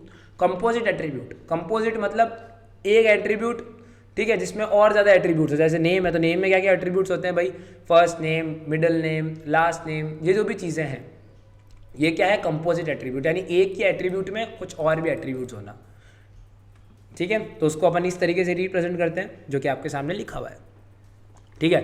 अब अगर हम बात करते हैं की एट्रीब्यूट की, तो उसको अंडरलाइन से रिप्रेजेंट किया जाता है और इलिप्स बनाया जाता है उसके ऊपर। तो आई थिंक आप समझ गए की एट्रीब्यूट्स क्या चीज़ है। और कंपोजिट एट्रीब्यूट्स यानी उसी एट्रीब्यूट्स के अंदर और भी चीज़ें होना, और इसको हम कैसे रिप्रेजेंट करते हैं? उस एट्रीब्यूट से हम और इलिप्स बना देते हैं जो उसके डिराइव जो भी कंपोनेंट्स है उसको रिप्रेजेंट करें। यानी attributes composed of other attributes represent by an ellipse, those ellipse are connected by an ellipse. तो समझ चुके होंगे कंपोजिट एट्रीब्यूट जिसमें एक से ज़्यादा एट्रीब्यूट्स हो। मल्टी वैल्यूड एट्रीब्यूट्स क्या होते हैं? वो एट्रीब्यूट जिनकी एक से ज़्यादा वैल्यू हो। जैसे अगर मैं बात करता हूँ फ़ोन नंबर, तो फ़ोन नंबर के क्या सीन है? फ़ोन नंबर एक मल्टी वैल्यू एट्रीब्यूट है। रीज़न मीन कि भाई एक फ़ोन नंबर के मतलब एक समझ सकते हो बहुत मतलब सेम फ़ोन नंबर, बहुत लोगों के सेम फ़ोन नंबर हो सकते हैं, ठीक है। तो वो एक मल्टी वैल्यूड एट्रीब्यूट है, ठीक है। और इसको डबल ओवल से रिप्रेजेंट किया जाता है। यानी attributes which having more than one value, एक से ज़्यादा वैल्यू होना। अब फ़ोन नंबर के एक फ़ोन नंबर भी सबका हो सकता है और उससे ज़्यादा भी हो सकता है, तो ये एक मल्टी वैल्यूड है। बात करें डिराइव एट्रीब्यूट, डिराइव एट्रीब्यूट मतलब वो एट्रीब्यूट, मतलब इस इजी वे में आप ये समझ सकते हो डिराइव एट्रीब्यूट मतलब कि किसी भी एंटिटी से, ठीक है, यानी वो एट्रीब्यूट जो किसी और एट्रीब्यूट से डिराइव किया गया हो। अब मतलब जैसे अगर एज की बात की जाए तो आप एज आराम से कैलकुलेट कर सकते हो। अगर आपके पास क्या कहते हैं उसको, DOB आपके पास है, अगर डेट ऑफ बर्थ आपके पास है और आपके पास प्रेजेंट कोई भी डेटा है, ठीक है, यानी आपकी जो करंट आप जब अप्लाई कर रहे हो तब, और उसकी जो डेट है यानी जब आपने अप्लाई किया उस फॉर्म को, जब फिल किया वो डेट और आपकी DOB डेट, उससे आप करंट एज कैलकुलेट कर सकते हो। यानी दूसरे एट्रीब्यूट्स को यूज़ करके एज एट्रीब्यूट आप डिराइव कर सकते हो। और इसको अपन डैश इक्विलिब्रियम से रिप्रेजेंट करते हैं, यानी डैश जो भी इलिप्स है उससे रिप्रेजेंट करते हैं, तो वो इस तरीके से कुछ दिखता है। तो ये कुछ मेजर थे। अब मैं इनको वापस मैं तमीज़ से यहाँ पर बताने वाला हूँ, ठीक है। वो ऊपर थोड़ा मैंने इसलिए बताया कि भाई चलो छोटे मार्क्स में क्वेश्चन आ जाता है तो उसमें, अब यहाँ तमीज़ से देखते हैं। पहला आता है सिंगल वैल्यूड एट्रीब्यूट, ठीक है, जिसकी केवल एक ही वैल्यू हो। जैसे कॉलेज आईडी सब स्टूडेंट्स की यूनिक होगी। मल्टी वैल्यू जिसकी एक से ज़्यादा वैल्यू हो, जैसे बहुत सारे लोगों के आप ये समझ सकते हो कि भाई जिसकी एक से ज़्यादा वैल्यू होना, कि जैसे यहाँ पर रजिस्ट्रेशन नंबर है, ठीक है, तो रजिस्ट्रेशन नंबर जो है वो क्या होगा? यूनिक नहीं होगा, ठीक है। हर स्टूडेंट का रजिस्ट्रेशन नंबर अलग अलग होगा और उसकी एक से ज़्यादा एट्रीब्यूट भी हो सकते हैं, एक से ज़्यादा वैल्यूज़ भी हो सकती है। तो वो यहाँ पर ये आ गया। अब हम बात करते हैं नेक्स्ट एट्रीब्यूट जो कि कंपोजिट एट्रीब्यूट्स, यानी attributes which can be further divided, वो कंपोजिट जो कि अपन देख ही चुके हैं। जैसे हमने देखा नेम को आगे अपन डिवाइड और कर सकते हैं। अगर हम बात करते हैं नेक्स्ट जो कि ये सिंपल एट्रीब्यूट, यानी वो जो आगे डिवाइड नहीं किया जा सकता, वो सिंपल एट्रीब्यूट होता है। जैसे एज है, एज को आगे आप क्या ही डिवाइड करोगे। अगर हम बात करें स्टोर्ड एट्रीब्यूट की, यानी वो एट्रीब्यूट जिसको स्टोर किया जाए और डिराइव नहीं किया जा सकता, ठीक है, which is stored not derive. जैसे DOB को आप एक बार स्टोर करके रख दो। डिराइव एट्रीब्यूट यानी जिसको आप आराम से डिराइव कर सकते हो, जैसे एज को मैंने बोला था आप आराम से डिराइव कर सकते हो। की एट्रीब्यूट यानी जिसको यूनिकली आइडेंटिफाई किया जाए, उसको अपन इक्विलिब्रियम में डैश से रिप्रेजेंट करते हैं। डिराइव एट्रीब्यूट को डैश इलिप्स से रिप्रेजेंट करते हैं। और अगर आपके पास मल्टी वैल्यूड एट्रीब्यूट है जिसकी एक से ज़्यादा वैल्यू हो तो अपन उसको डबल इलिप्स से शो करते हैं। और एक और होता है नॉन के एट्रीब्यूट, जिसमें जैसे आप ये समझते हो की एट्रीब्यूट के अलावा जितने भी दूसरे एट्रीब्यूट्स हैं ना, वो नॉन के एट्रीब्यूट्स हैं। ठीक है। उसके बाद 2 और एट्रीब्यूट्स हैं जो कि रिजर्व्ड और ऑप्शनल। कुछ कुछ आप फॉर्म्स में देखते हो ना कि जैसे रिक्वायर्ड और ऑप्शनल की एट्रीब्यूट में आप क्या देखते हो, जैसे कुछ ऐसे फॉर्म में होता है ना फिलिंग्स जो आपको रिक्वायर्ड होती है, भरना पड़ता है आपको, वो रिक्वायर्ड एट्रीब्यूट होता है। ऑप्शनल यानी जैसे आप बाद में भी वापस विजिट करके अपनी प्रोफाइल में इस चीज़ को चेंज कर सकते हो या भर सकते हो, तो ऑप्शनल होता है। रिक्वायर्ड यानी इसके बिना आप अपनी प्रोफाइल वगैरह कहीं भी क्रिएट नहीं कर सकते। अगर मैं जीमेल का एग्जाम्पल हूँ तो अगर आप अपना नेम और मोबाइल नंबर नहीं दोगे तो कोई सेंस नहीं है, वो रिक्वायर्ड डिटेल्स है। बट ऑप्शनल डिटेल्स क्या हो गई भैया, आप अपना दूसरा मोबाइल नंबर देना चाहते हो क्या सिक्योरिटी पर्पज़ की, वो ऑप्शनल है। तो आप आई थिंक समझ गए हो कि शुरुआत अपन ने की थी सिंगल वैल्यू से जिसकी केवल एक वैल्यू एट्रीब्यूट की, फिर हमने मल्टी वैल्यू जिसकी एक से ज़्यादा वैल्यू हो, फिर हमने देखा कंपोजिट जिसको और भी आगे डिवाइड किया जा सकते हैं, सिंपल एट्रीब्यूट जिसको आगे डिवाइड नहीं किया जा सके, स्टोर एट्रीब्यूट जिसको केवल स्टोर किया जा सके, डिराइव एट्रीब्यूट जिसको डिराइव किया जा सके, और इसका रिप्रेजेंटेशन था डॉटेड इलिप्स के अंदर, और मल्टी वैल्यूड एट्रीब्यूट्स के अंदर डबल इलिप्स में हम रिप्रेजेंट करते हैं। की एट्रीब्यूट यानी जो यूनिकली आइडेंटिफाई करे टेबल को, तो वो की एट्रीब्यूट होती है जिसको नाम डैश और उसके ऊपर एक इलिप्स बनाया जाता है। समझ गए। अब हम बात करते हैं notation of ER diagram. ER diagram का नोटेशन कैसे होता है। अब देखो 1 to 1 के लिए एक डैश यूज़ करोगे, 1 to मैनी के लिए आप इस तरीके से सिंबल यूज़ करने वाले हो दोनों के बीच में, मैनी के लिए ये सिंबल यूज़ होगा, 1 और मोर के लिए ये चीज़ यूज़ होगी, ओनली एंड ओनली 1 के लिए ये चीज़ यूज़ करने वाले हो, 0 और 1 के लिए ये चीज़ यूज़ करने वाले हो, और 0 और मैनी के लिए आप ये चीज़ यूज़ करने वाले हो। अब देखो इसमें कुछ समझाने वाला है नहीं, बिकॉज इसमें जस्ट एक सिम्बल्स है, जिसको आपको ध्यान रखना पड़ेगा। अब हम बात करते हैं कंपोनेंट्स के बारे में ईआर मॉडल के। तो देखो ईआर मॉडल के अंदर जो कंपोनेंट्स है ना, सबसे पहले तो कंपोनेंट्स में अपन ने सबसे पहले अपनी 2 चीज़ों की तो हम बात कर ही चुके हैं, एंटिटीज़ के बारे में हम बात कर चुके हैं, और एंटिटीज़ के बाद हमने नेक्स्ट जो चीज़ बात की थी वो की थी टाइप्स ऑफ एट्रीब्यूट्स के बारे में, जिसमें हमने एट्रीब्यूट्स को भी डिटेल में देख लिया। अब हम बात करने वाले रिलेशनशिप्स के बारे में। तो देखो रिलेशनशिप बेसिकली क्या है, it is use to describe relationship between entities. अब इसको डायमंड और रोम्बस से रिप्रेजेंट किया जाता है, और ये आप देख सकते हो टीचर टीचेस स्टूडेंट। तो ये जो टीचिंग की है ये एक रिलेशनशिप है कि एक टीचर टीचेस यानी टीचर एक टीच कर रहा है स्टूडेंट को, तो इसको अपन डायमंड या रोम्बस में रिप्रेजेंट करते हैं। अब इसको भी आगे डिवाइड किया जाता है 4 हिस्सों में। पहला आता है 1 to मैनी, पहले आता है 1 to 1, फिर आता है 1 to मैनी, फिर आता है many to 1 and then it is many to many. पहले हम देखते हैं 1 to मैनी। 1 to मैनी मतलब क्या है कि एक इंस्टेंस ऑफ एंटिटी जो है वो रिलेशनशिप में है दूसरे एंटिटी के साथ, एक ही एंटिटी के साथ। जैसे एक कस्टमर ने केवल एक ही चीज़ को ऑर्डर किया, तो एक कस्टमर ने केवल एक ही चीज़ को ऑर्डर किया, तो ये एक 1 to 1 रिलेशन है।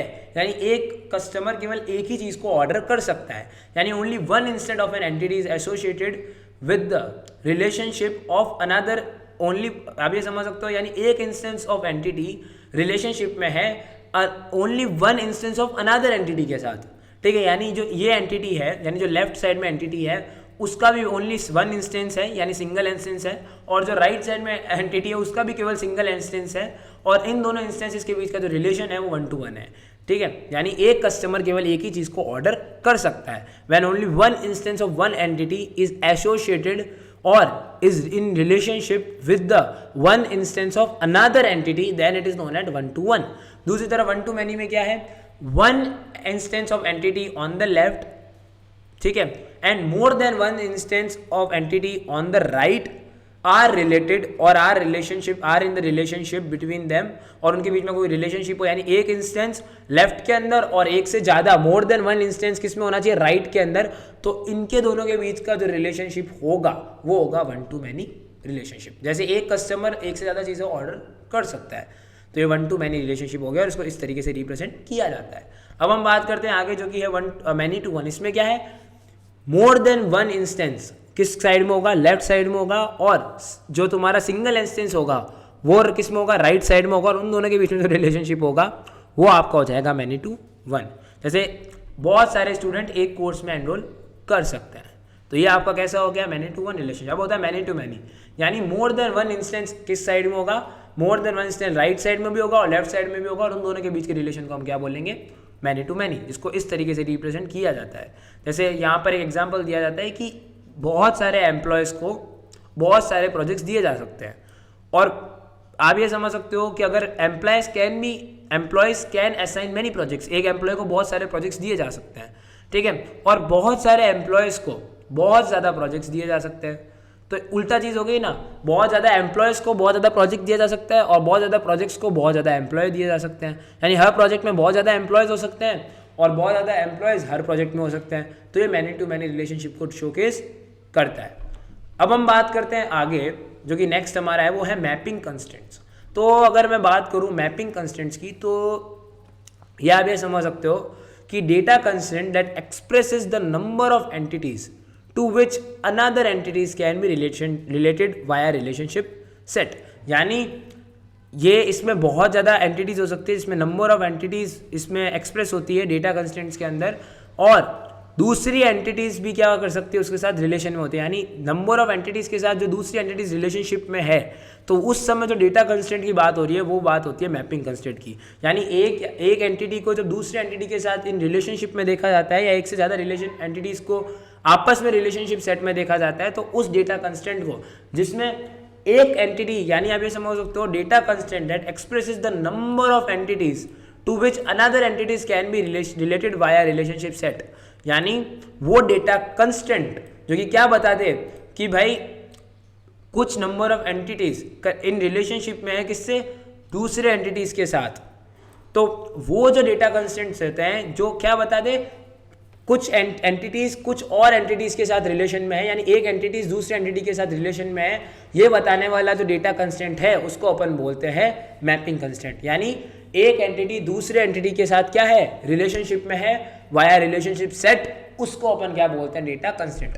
अब यहाँ पर चार तरीके के अगेन 1-to-1 मैपिंग, जिसमें E1 एसोसिएटेड होती है एटमो, देखो जिसमें दोनों जो E1 है और दोनों E2 है, दोनों सिंगल एंटिटी में एक दूसरे के साथ एसोसिएटेड होते हैं। E1 E2 के साथ वन एंटिटी के साथ एसोसिएटेड है, और E2 भी E1 के साथ वन एंटिटी के साथ एसोसिएटेड है, तो वो 1-to-1 हो गया। 1-to-many में क्या होगा, E1 जो है वो एक से ज़्यादा एंटिटीज के E2 के साथ एसोसिएटेड में है, और E2 E1 के केवल एक ही एंटिटी के साथ एसोसिएटेड में है। यानी E1 E2 के मैनी एंटिटीज के साथ एसोसिएटेड है। ठीक है, समझ रहे हो, यानी E1 जो है वो मैनी नंबर ऑफ एंटिटीज और E2 के साथ कनेक्टेड है। ठीक है, और जो तुम्हारा ये E1 है, ठीक है, E1 क्या है, आप ये समझ सकते हो कि भाई जो तुम्हारा E1 है वो E2 के साथ केवल सिंगल एंटिटीज के अंदर ये आप ये समझ सकते हो एसोसिएटेड है। यानी या देखो इसका मतलब इसका ऐसे पकड़ना सीखो आप, जैसे यहाँ पर लिखा हुआ है ना 1-to-many। 1-to-many मतलब क्या होता है, यानी एक इंस्टेंस, यानी E1 का जो एक एंटिटी का जो इंस्टेंस है, यानी E1 की जो एंटिटी है वो associated with any number of entities in E2। ठीक है, E2 में कितनी भी एंटिटीज हो कोई दिक्कत नहीं है, या M है या 1 है। यानी जो तुम्हारा E1 है ये E2 की एक से ज़्यादा एंटिटीज के साथ एसोसिएटेड है, लेकिन जो तुम्हारा E2 है वो E1 की केवल एक ही एंटिटी के साथ एसोसिएटेड है। तो वो कैसा हो जाता है तुम्हारा 1-to-many। अब many-to-1 में क्या होगा, many-to-1 में अगेन वही चीज़ होगी तुम्हारा जो, अब यहाँ पर ये कुछ इस तरीके से दिखेगा, यानी जो तुम्हारा E1 है E2 जो है वो क्या है, E2 बहुत एक से ज़्यादा एंटिटीज़ के साथ एसोसिएटेड है E1 की, और E1 केवल E2 की सिंगल एंटिटी के साथ एसोसिएटेड है। यानी यहाँ क्या है, मोर देन वन एंटिटीज़ के साथ E2 एसोसिएटेड है E1 से, और E1 E2 से केवल एक ही एंटिटीज़ के ऊपर एसोसिएटेड है। और अगर दोनों ही है ना एक से ज़्यादा एंटिटीज़ के साथ एक दूसरे पे एसोसिएटेड हो जाते हैं तो वो हो जाता है many-to-many। यानी वापस अगर मैं बताऊँ 1-to-1 में तो क्या हो रहा है, 1-to-1 में आप समझ लो, यहाँ 1-1 लिख दो। ठीक है, यानी E1 जो है वो E2 के एक एंटिटीज के साथ ही एसोसिएटेड है, और जो तुम्हारा E2 है वो E1 की भी एक ही एंटिटीज के साथ एसोसिएटेड है, तो 1-to-1 हो गया। 1-to-many के अंदर क्या हो गया, तुम्हारा जो E1 है, ठीक है, 1-to-many यानी यहाँ पर अब M आ चुका है। इसका मतलब क्या है, जो तुम्हारा E1 है वो E2 की एक से ज़्यादा एंटिटीज के साथ एसोसिएटेड है, लेकिन जो तुम्हारा E2 है वो E की केवल सिंगल एंटिटीज के साथ ही एसोसिएटेड है। ठीक है, ये 1-to-many हो गया। अब आता है many-to-1, तो आपको कुछ भी नहीं करना, इधर M कर दो और इधर 1 कर दो। इसमें क्या हो रहा है, तुम्हारा जो E1 है वो E2 की केवल एक ही एंटिटीज के ऊपर एसोसिएटेड है, लेकिन जो तुम्हारा E2 है वो E1 की एक से ज़्यादा एंटिटी के ऊपर एसोसिएटेड है। लेकिन अगर मैं दोनों जगह यहाँ पर एक जगह M और एक जगह N कर दूँ तो इसका मतलब क्या है कि जो तुम्हारा E1 है वो E2 की एक से ज़्यादा एंटिटीज के साथ एसोसिएटेड है, और जो तुम्हारा E2 है वो भी एक से ज़्यादा एंटिटीज के साथ E1 पे एसोसिएटेड है। तो इस तरीके से 1-to-1, 1-to-many, many-to-1 और many-to-many मैपिंग का खेल चलता है मैपिंग कंस्ट्रेंट में। और मैपिंग कंस्ट्रेंट खुद क्या है, वो ऐसा डेटा कंस्ट्रेंट है जो कि एक एंटिटी का दूसरी एंटिटी के साथ जो रिलेशनशिप होता है, रिलेशनशिप सेट के द्वारा उसको बताता है, वो मैपिंग कंस्ट्रेंट है। 4 1-to-1 यानी एक एंटिटी E2 के साथ ये एसोसिएटेड है, और E2 की भी केवल एक ही एंटिटी E1 के साथ एसोसिएटेड है। तो 1 to 1 1 to मैनी में क्या हो रहा है, E1 E2 के साथ एक से ज़्यादा एंटिटीज के साथ एसोसिएटेड है, और E2 E1 के साथ ओनली सिंगल एंटिटी के साथ एसोसिएटेड है।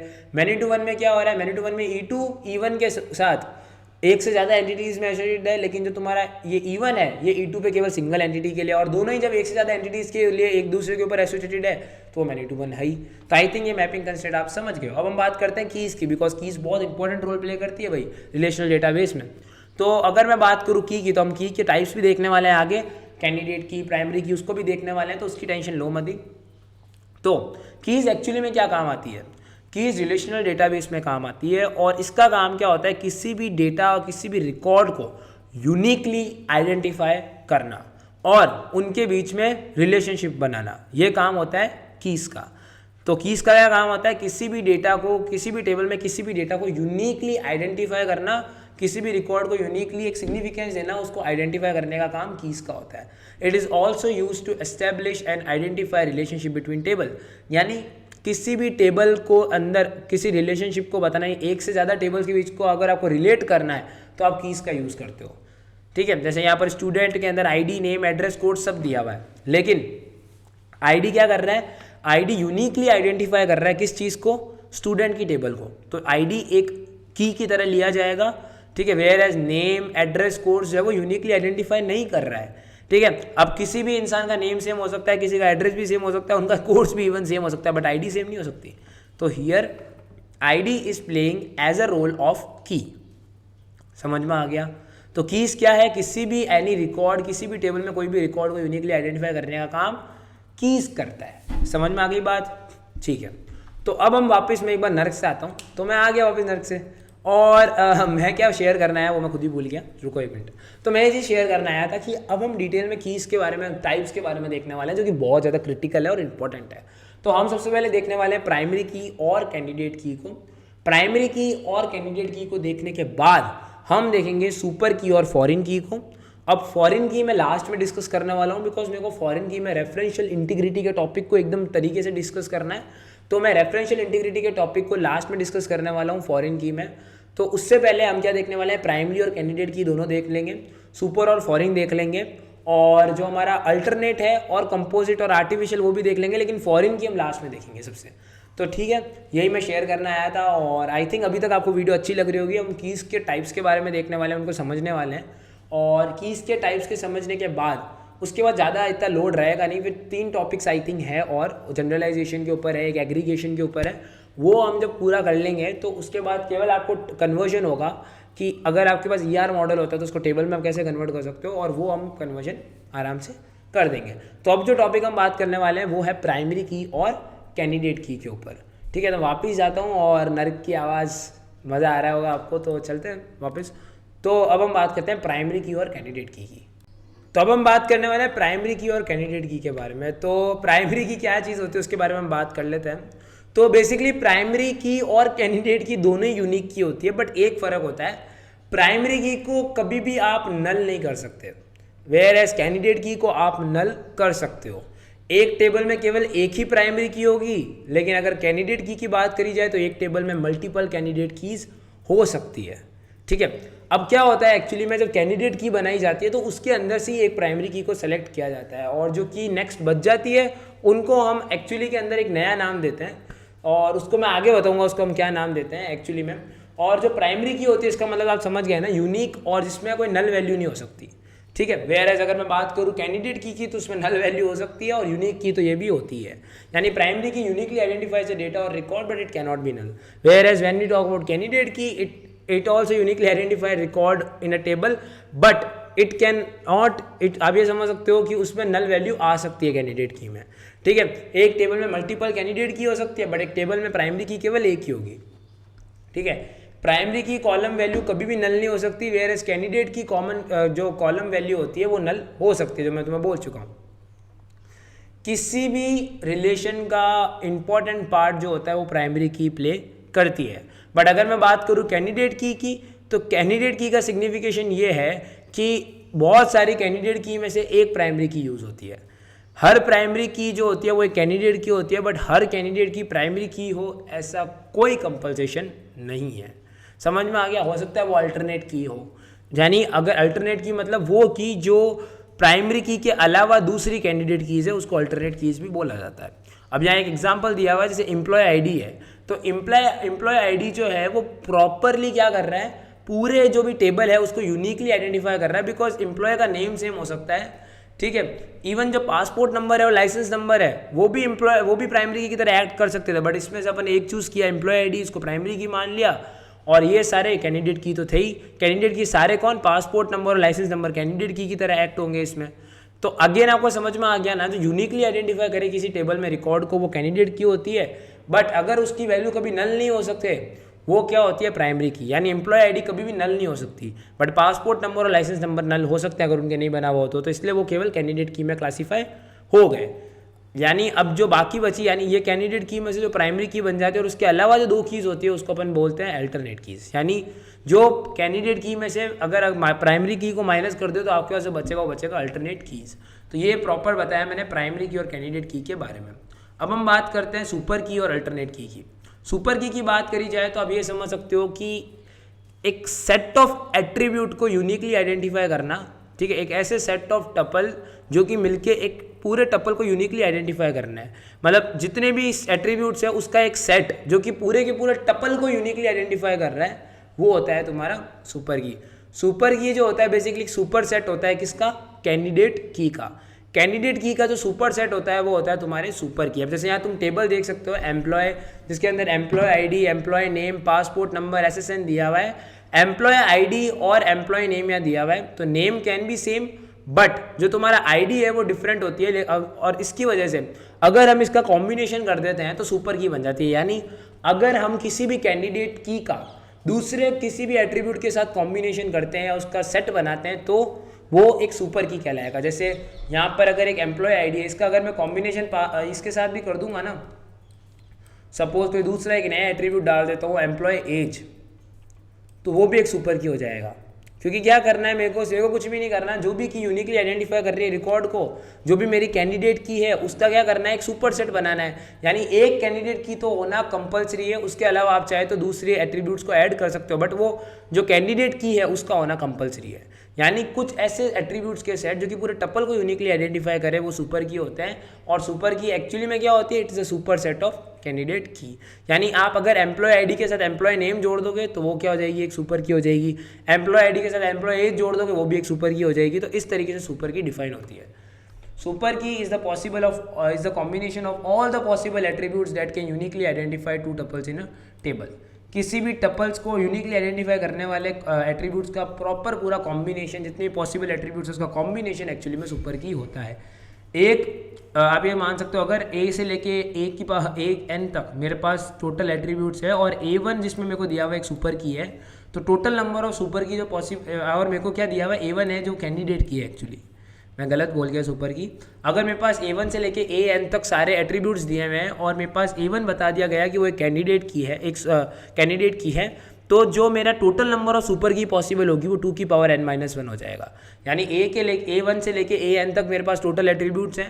अब अगर A1 मेरा कैंडिडेट की है तो total number of super key is possible कितने होगी, 2 की पावर n-1। तो super key is nothing but the super set of all the candidate keys. So it is nothing but it is a combination of all the attributes which uniquely identify the records or a tuple in a table. यानी आपको candidate की के साथ किसी और attribute को साथ में लेना है और वो दोनों मिलके क्या कहलाएगी, सुपर की। लेकिन एक कैंडिडेट की का होना ज़रूरी है। अगर मैं बात करूँ अल्टरनेट की तो अल्टरनेट की कुछ भी नहीं है यार, कि अगर जब आप किसी भी टेबल के अंदर आप कैंडिडेट की डिफाइन करते हो और फिर आप प्राइमरी की ऑलरेडी डिफाइन कर देते हो, उस कैंडिडेट की में से जब आप प्राइमरी की डिफाइन कर देते हो तो जो बची हुई की होती है उसको अपन अल्टरनेट की बोलते हैं। तो it is nothing but when there are one or more attributes or combination of attributes that uniquely identify each tuple in a relation, तो उसमें से आप क्या करते हो, किसी कैंडिडेट की को चूज़ करते हो। अगर आपको जैसे यहाँ पर है, ठीक है, तो इस एग्जाम्पल से आप कैसे समझ सकते हो, जैसे इस एग्जाम्पल में अगर आपको मैं समझाऊँ तो आप इस तरीके से ले सकते हो कि जैसे ये मेरा एम्प्लॉय आईडी है, पासपोर्ट नंबर और एसएसएन है, ये तीनों क्या है, कैंडिडेट की। अब उस कैंडिडेट की में से मैंने क्या चूज़ करा, एक को प्राइमरी की। सपोज मैंने इसको प्राइमरी की चूज़ कर लिया, एम्प्लॉय आईडी मेरा प्राइमरी की हो गया। अब प्राइमरी की ये हो गया, लेकिन पासपोर्ट नंबर एसएसएन तो बाकी रह गए, है तो तीनों ही कैंडिडेट की, उसके अंदर से भी मैंने एक को प्राइमरी की चूज़ कर लिया। तो अब मेरा जो बाकी बचे हुए ये 2 है, ये और कुछ नहीं कहलाएंगे अल्टरनेट की। समझ गए? यानी जब आप कैंडिडेट की में से प्राइमरी की को डिफाइन कर देते हो तो जो बची हुई कीज होती है कैंडिडेट की के अंदर, जब आप प्राइमरी की को डिफाइन कर देते हो तो जो बची हुई की होती है उसको अपन क्या बोलते हैं? अल्टरनेटिव की। समझ गए? बहुत ईजी था, कोई दिक्कत नहीं आई। आगे चलते हैं। अब हम बात करते हैं कंपोजिट की। तो कंपोजिट की होता है, क्या होता है? व्हेन अ प्राइमरी की consist of more than one attribute, यानी एक ऐसी प्राइमरी की जिसमें एक से ज़्यादा एट्रीब्यूट्स एक साथ आ जाए, यानी एक या एक से ज़्यादा कॉलम्स का कॉम्बिनेशन जो होता है उसको कंपोजिट की बोलते हैं। जैसे यहाँ पर एग्जांपल दिया हुआ है एम्प्लॉय आईडी, एम्प्लॉय रोल और प्रोजेक्ट आईडी, ये एक कंपोजिट की है। क्यों? क्योंकि यहाँ एक प्राइमरी की तो है और इसके साथ कोई और भी एट्रीब्यूट साथ में, सेम वही जो अपन ऊपर देखा था सुपर की के अंदर, जिसमें कैंडिडेट की तो थी, इसके साथ कोई और एट्रीब्यूट्स आ गए, ठीक है, उसका सुपर सेट हो गया। इधर क्या हो रहा है? इधर तुम्हारे प्राइमरी की है, लेकिन उसी प्राइमरी की के अंदर एक या एक से ज़्यादा एट्रीब्यूट हो जाए, या प्राइमरी की date contains consist of more than one attribute, तो वो क्या हो जाती है? इसको अपन बोलते हैं एक कॉन्केटिनेटेड ट्री की, या आप क्या उसको बोल सकते हो? आपकी कॉम्पोजिट की। यानी combination of one or more column, या कॉम्बिनेशन ऑफ वन और एक से ज़्यादा कीज का जब अपन एक से ज़्यादा जब एट्रीब्यूट्स का कॉम्बिनेशन करके उसको पूरे को अपन प्राइमरी की डिफाइन करते हैं तो उसको अपन कंपोजिट की बोलते हैं। यानी ऐसी प्राइमरी की जिसमें एक या एक से ज़्यादा एट्रीब्यूट्स हो तो वो उसको कंपोजिट की बोलेंगे। समझ में आ गया? अब जैसे यहाँ पर आर्टिफिशियल की दिया हुआ है, तो ये क्या है?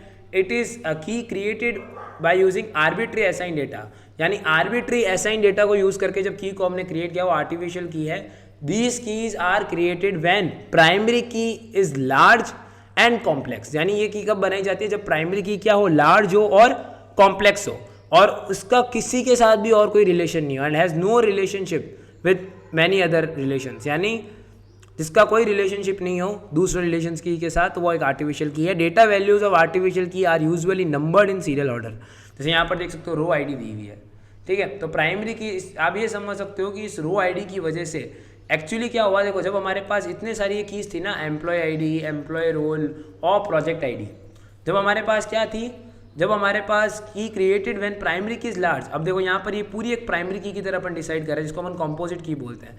यानी जब हमारी प्राइमरी की बड़ी हो, प्राइमरी की में एक से ज़्यादा एट्रीब्यूट्स हो, तो हम क्या करते हैं कि उस पूरे के पूरे टपल को ही एक क्या दे देते हैं? की असाइन कर देते हैं, ठीक है। ये बहुत बड़ी हो और इसका आपस में कोई रिलेशन नहीं हो, तो हम इस पूरे के पूरे टपल को एक की असाइन कर देते हैं, उसको अपन बोलते हैं रो आईडी, और ये हमेशा सीक्वेंसली सीरियल ऑर्डर में हमेशा लिखी जाती है, ठीक है। तो हमारी ये जितनी भी कीज थी ये प्राइमरी की थी, जिसको अपन ने ग्रुप में कंपोजिट की बोला, ये एम्प्लॉय आईडी और एम्प्लॉय रोल और प्रोजेक्ट आईडी, बट ये लार्ज नहीं थी नंबर में, तो हमने इस पूरे के पूरे टपल को यूनिकली आइडेंटिफाई करने के लिए की दे दी, जिसको हम बोलते हैं आर्टिफिशियल की, जिसका नाम इधर अपन ने रो आईडी दिया है इन दिस एग्जाम्पल। तो इट इज जस्ट अ की that are created when primary key is large and complex and has no relationship with any other relationship। तो ये जो होता है ये तुम्हारा आर्टिफिशियल की होता है, जिसको एक्चुअली आर्बिट्री बनाया जाता है फॉर असाइनिंग डेटा। समझ में आ गया? अब हम बात करते हैं प्रॉपर फॉरेन की के बारे में। तो देखो, अगर आपको प्राइमरी की समझ में आया हुआ है तो फॉरेन की समझना कोई बड़ी बात नहीं है। तो फॉरेन की एक्चुअली में क्या है? फॉरेन की is nothing but a column of a table which is use two point two the primary की ऑफ अनदर टेबल। यानी एक ऐसा कॉलम है एक टेबल का जो कि पॉइंट क्या करता है? दूसरी टेबल की प्राइमरी की को। जैसे अगर एक एग्जांपल देते हैं, अगर नीचे एक एग्जांपल दे सकते हो, तो ये एक एग्जांपल है। जैसे मेरे पास ये 2 टेबल है, पहली बेस टेबल है और एक मेरे पास कोर्स की टेबल है। यहाँ रोल नंबर, नेम और एट्रीब्यूट्स दिए हुए हैं, या कोर्स आईडी, कोर्स नेम और कोर्स का रोल और उस बंदे रोल नंबर दिया हुआ है। अब देखो, दोनों में रोल नंबर कॉमन है और इसमें जो क्या है, रोल नंबर प्राइमरी की पे है, बिकॉज रोल नंबर डिफरेंट हो नहीं सकता। अब इसमें जो रोल नंबर है ये क्या एक्ट करेगा एज अ फॉरेन की, क्योंकि इन दोनों में पहले तो देखो प्राइमरी की और फॉरेन की के जो भी एट्रीब्यूट का नाम है ऊपर वो हमेशा सेम होगा, स्कीमा सेम होगा, रोल नंबर सेम होना चाहिए। और ये जो रोल नंबर है, ठीक है, ये फॉरेन की कब होगा? जब इस वाली बेस टेबल के अंदर वो सेम कॉलम का नाम हो और वो एक प्राइमरी की हो। तो क्या हो गया? Column of a table that use two point two the primary की ऑफ अनदर टेबल, जो किसकी तरफ पॉइंट कर रहा है? प्राइमरी की ऑफ अनदर टेबल। तो ये आपका क्या होता है? ऐसा कॉलम टेबल का, ठीक है, जो कि किसकी तरफ पॉइंट करे? प्राइमरी की ऑफ अनदर टेबल, वो आपका होता है फॉरेन की। अब ये क्या करता है? It maintains referential integrity. अभी हम ये भी देखने वाले हैं रेफरेंशियल इंटीग्रिटी क्या बोला है भाई लोग, क्या ये कौन सा ये नया वांडा विजन वाला सीरीज है, अभी अपन देखते हैं समझेंगे, टेंशन मतलब एक एक करके सब समझेंगे, फोड़ रहे हैं ना एक एक करके सब देखेंगे। तो देखो ये एक तरीका है किस तरीके से आप एक फॉरेन की को डिफाइन करते हो। जैसे कोर्स आईडी वार्चार, आपने एक मैंने एक टेबल बनाई है जिसका नाम कोर्स है, जिसमें मैं रोल नंबर को क्या कर रहा हूँ, रोल नंबर को इन टाइप का जिसको रेफरेंस कर रहा हूँ किसके साथ, स्टूडेंट के रोल नंबर के साथ। जो ये टेबल बनी हुई है स्टूडेंट टेबल है एक्चुअली, इसके रोल नंबर के साथ। तो ये क्या हो गया, ये मेरा इस टेबल का प्राइमरी की था ही, और जो मेरा कोर्स टेबल था इसके अंदर भी जो रोल नंबर था वो एक्ट करेगा एज अ फॉरेन की, जो कि किसकी तरफ पॉइंट कर रहा है, तो द प्राइमरी की ऑफ अनदर टेबल। समझ गए क्या है फॉरेन की। एक इसकी ये इंपॉर्टेंट लाइन है, इट मेंटेन्स रेफरेंशियल इंटीग्रिटी। समझ में आ गया, यानी वो टेबल का कॉलम जो कि पॉइंट करता है प्राइमरी की ऑफ अनदर टेबल, तो वो क्या होता है आपका एक्चुअली में फॉरेन की। अब जिस टेबल में फॉरेन की होती है उसको हम बोलते हैं रेफरेंसिंग टेबल, और जिस टेबल में प्राइमरी की होती है उसको हम बोलते हैं रेफरेंस्ड टेबल। तो आई थिंक आप ये चीज़ समझ गए हो। अब अपन देखते हैं रेफरेंशियल इंटीग्रिटी मतलब क्या होता है। अब देखो दो टेबल्स लेके चलते हैं, एक तरफ रेफरेंस टेबल, एक तरफ रेफरेंसिंग टेबल। रेफरेंस टेबल यानी वो टेबल है जिसमें तुम्हारी प्राइमरी की, और रेफरेंसिंग टेबल वो जिसके अंदर तुम्हारी फॉरेन की है। अब देखो फॉरेन की अगर मैं बात करूँ यहाँ पर, तो इस टेबल के अंदर क्या है, प्राइमरी की है। ठीक है, बहुत बढ़िया। तो पहले हम रेफरेंस टेबल की बात करते हैं। क्या मैं इसमें कोई इंसर्शन कर सकता हूँ, तो हाँ बिल्कुल, आप चाहो जितने इंसर्शन कर सकते हो, आप रोल नंबर 4, 5, बिकॉज वो आगे बढ़ता रहेगा। ठीक है, क्या मैं डिलीट कर सकता हूँ, नहीं। क्यों नहीं कर सकता, बिकॉज अगर मैं यहाँ से किसी डेटा को हटा देता हूँ, सपोज मैंने यहाँ से इस 2 को मुंबई वाले को हटा दिया, बी वाले को, तो इसको हटाने से क्या गड़बड़ क्या हो गई कि इस टेबल के अंदर ही अभी भी पड़ा हुआ है। यानी आप ये मानो कि अगर किसी बच्चे ने कॉलेज छोड़ दी है, फिर भी उसका डेटा दिखा रहा है उसके अंदर लाइब्रेरी के अंदर कि नहीं वो तो अभी भी इस कॉलेज में पढ़ रहा है, तो उसकी वजह से क्या हो गई, उसकी इंटीग्रिटी लॉस हो गई। इसको अपन बोलते हैं रेफरेंशियल इंटीग्रिटी। ठीक है, इसको हम बोलते हैं रेफरेंशियल इंटीग्रिटी, और ये जो लॉस हुआ है इसको अपन बोलते हैं रेफरेंशियल इंटीग्रिटी का लॉस। तो यहाँ अगर मैं 2 हटा देता हूँ रोल नंबर, तो एक जगह तो ये बता रहा है कि बच्चा स्कूल में ही नहीं है, यानी उस बच्चा ये तुम्हारा है ही नहीं उस कोर्स में, उस बच्चा है वो उस जगह पे ही नहीं है, उस नाम का कोई रोल नंबर है ही नहीं। तो फिर यहाँ पर कैसे आ गया रोल नंबर कि ये डी से पढ़ रहा है, तो आप यहाँ पर क्या नहीं कर सकते, डिलीट नहीं कर सकते। ठीक है, आप इसमें डिलीट नहीं कर सकते। बट अगर मैं ये हटाना चाहूँ, अगर मैं इसको हटा दूँ थर्ड, तो कोई दिक्कत नहीं आएगी, क्योंकि मैंने यहाँ पर थर्ड रोल नंबर से कोई कोर्स आईडी वगैरह का एंटर ही नहीं किया हुआ है। तो इसीलिए अपन क्या लिखेंगे, मेक कोड वायलेशन, बिकॉज अगर मैं यहाँ से 2 हटा देता हूँ तो यहाँ तो ये 2 पड़ा रहेगा, तो इसका कोई मतलब ही नहीं रहा, ये तो रेफरेंशियल इंटीग्रिटी का लॉस हो गया। तो इसको फिक्स करने के लिए अपन क्या करते हैं, 3 तरीके। पहला, all delete cascade. All delete cascade मतलब क्या होता है, ये क्या करता है, अगर मैं यहाँ से 2 हटाऊंगा ना, तो यहाँ से भी 2 का रिकॉर्ड हटा देगा। तो ये होता है ऑल डिलीट कास्केड, और जो भी टेबल्स होगी जिसमें 2 का रिकॉर्ड होगा वो सबको रिमूव मार देगा। एक होता है तुम्हारा ऑल डिलीट सेट नल, यानी अगर मैं यहाँ से डिलीट करता हूँ, अगर मैं इस 2 को यहाँ क्या कर देता हूँ, उसको हटा देता हूँ, तो यहाँ ये काट के नल लिख देगा। तो ये भी अच्छा ऑप्शन है। ठीक है, बट नॉर्मली पहले ऑप्शन को बहुत ज़्यादा टच किया जाता है। समझ में आ गया। अब देखो नेक्स्ट ऑप्शन, अब नेक्स्ट हमारा काम क्या है, वो है अपडेशन। अगर मैं इसमें अपडेट करता हूँ, सपोज यहाँ पर मैं अपडेशन कर देता हूँ कि भाई ये जो 2 है इसकी जगह मैं अगर 4 कर देता हूँ, 4 रोल नंबर, तो क्या हो गया, अब यहाँ पर जो 2 का डेटा है तो 2 ही लिखा हुआ है, 2 DA से पढ़ रहा है, बट यहाँ तो कोई 2 है ही नहीं, और इसमें अगर 2 नहीं है तो आप यहाँ 2 लिख ही नहीं सकते। तो ये रेफरेंशियल इंटीग्रिटी का फील्ड लॉस हो गया। ठीक है, तो आप क्या कर सकते हो, इंसर्ट कर सकते हो, बट अपडेशन में हो सकता है कि वो एरर क्रिएट करे, तो यहाँ मेक कॉज वायलेशन। यानी आप ये देख सकते हो कि यार 2 में मेक, आप इंसर्ट कर सकते हो, कोई दिक्कत नहीं है, बट आप डिलीट और अपडेट करने में दिक्कत आएगी आपको। अगेन इसको फिक्स करने के लिए ऑल डिलीट कैस्केड, कि भाई अगर इसमें मैं चेंज करूँ तो इधर भी चेंज हो जाए। ठीक है, तो अगर मैं इधर सपोज 4 कर दूँ तो इधर भी 4 हो जाए। तो ये all delete, all update cascade हो गया। ऑल अपडेट सेट नल हो सकता है कि भाई इसमें अगर मैं अपडेट करूँ, ठीक है, अगर मैं इसमें अपडेट कर देता हूँ 4 से, तो इधर भी क्या हो, नल हो जाए। तो ऐसा भी अपन कर सकते हैं। तो ये कुछ तरीके हैं कि भाई अगर मैं बात करता हूँ इस रेफरेंस टेबल के, बट अगर मैं बात करूँ इस टेबल की, ठीक है, इस टेबल में तो आप केवल इंसर्ट कर सकते हो, बाकी अगर आप डिलीट और अपडेट करोगे तो वो वायलेशन कर सकता है, रेफरेंशियल इंटीग्रिटी का लॉस हो सकता है। यहाँ पर रेफरेंसिंग टेबल में अगर मैं करूँ इंसर्ट, अगर मैं इसमें इंसर्ट करता हूँ, सपोज मैं इसमें डालता हूँ, चलो ठीक है, कोर्स ID C3, या मैं अगर मैं डाल देता हूँ अपना DBMS और रोल नंबर 10। अब यहाँ तो कोई रोल नंबर 10 है ही नहीं प्राइमरी की में, तो आप इधर लिख ही नहीं सकते इसको। तो अगेन या रेफरेंशियल इंटीग्रिटी का लॉस हो गया, तो आप इंसर्ट करने पे मे कॉज वायलेशन हो सकता है। ठीक है, कोई बड़ी बात नहीं है। बट अगर मैं यहाँ 3 का डेटा डालता हूँ, 3 DBMS और C3, तब कोई दिक्कत नहीं आएगी। क्यों नहीं आएगी दिक्कत भाई इसीलिए नहीं आएगी क्योंकि यहाँ पर C3 इसके अंदर ऑलरेडी रोल नंबर 3 ऑलरेडी है, तो बस आप उसको यहाँ डाल सकते हो। बट अगर मैं यहाँ पर दूसरे रोल नंबर का डालूंगा तो वो यहाँ पर एंट्री नहीं मानेगा उसको, तो अगेन रेफरेंशियल एंटिटी का लॉस होगा। तो इसलिए आप इसमें क्या नहीं कर सकते, इंसर्ट नहीं कर सकते। अगर आप इसमें इंसर्ट करोगे तो वो आपको वार्निंग शो करेगा, जो भी तुम्हारा DBMS सॉफ्टवेयर है, ठीक है। अब हम डिलीट की बात करते हैं। तो इसमें डिलीट आप आराम से कर सकते हो, चिल रहो, कोई दिक्कत नहीं है। बिकॉज आप यहाँ C2 अगर ये रोल नंबर 2 हटा भी दोगे ना, और अगर यहाँ पढ़ा भी है तो कोई दिक्कत नहीं है, कोई इंटीग्रिटी का लॉस नहीं हो रहा, ठीक है। और अगर मैं अपडेशन करता हूँ तो अगर मैं इसमें सपोज यहाँ पर ये 2 की जगह 3 कर देता हूँ, अब यहाँ तो 3 है तो चलो कोई दिक्कत नहीं है। बट अगर मैं इस 2 की जगह कर देता हूँ यहाँ पर 4, क्या यहाँ 4 है? नहीं है, तो यहाँ पर अगेन रेफरेंशियल इंटीग्रिटी का लॉस हो गया।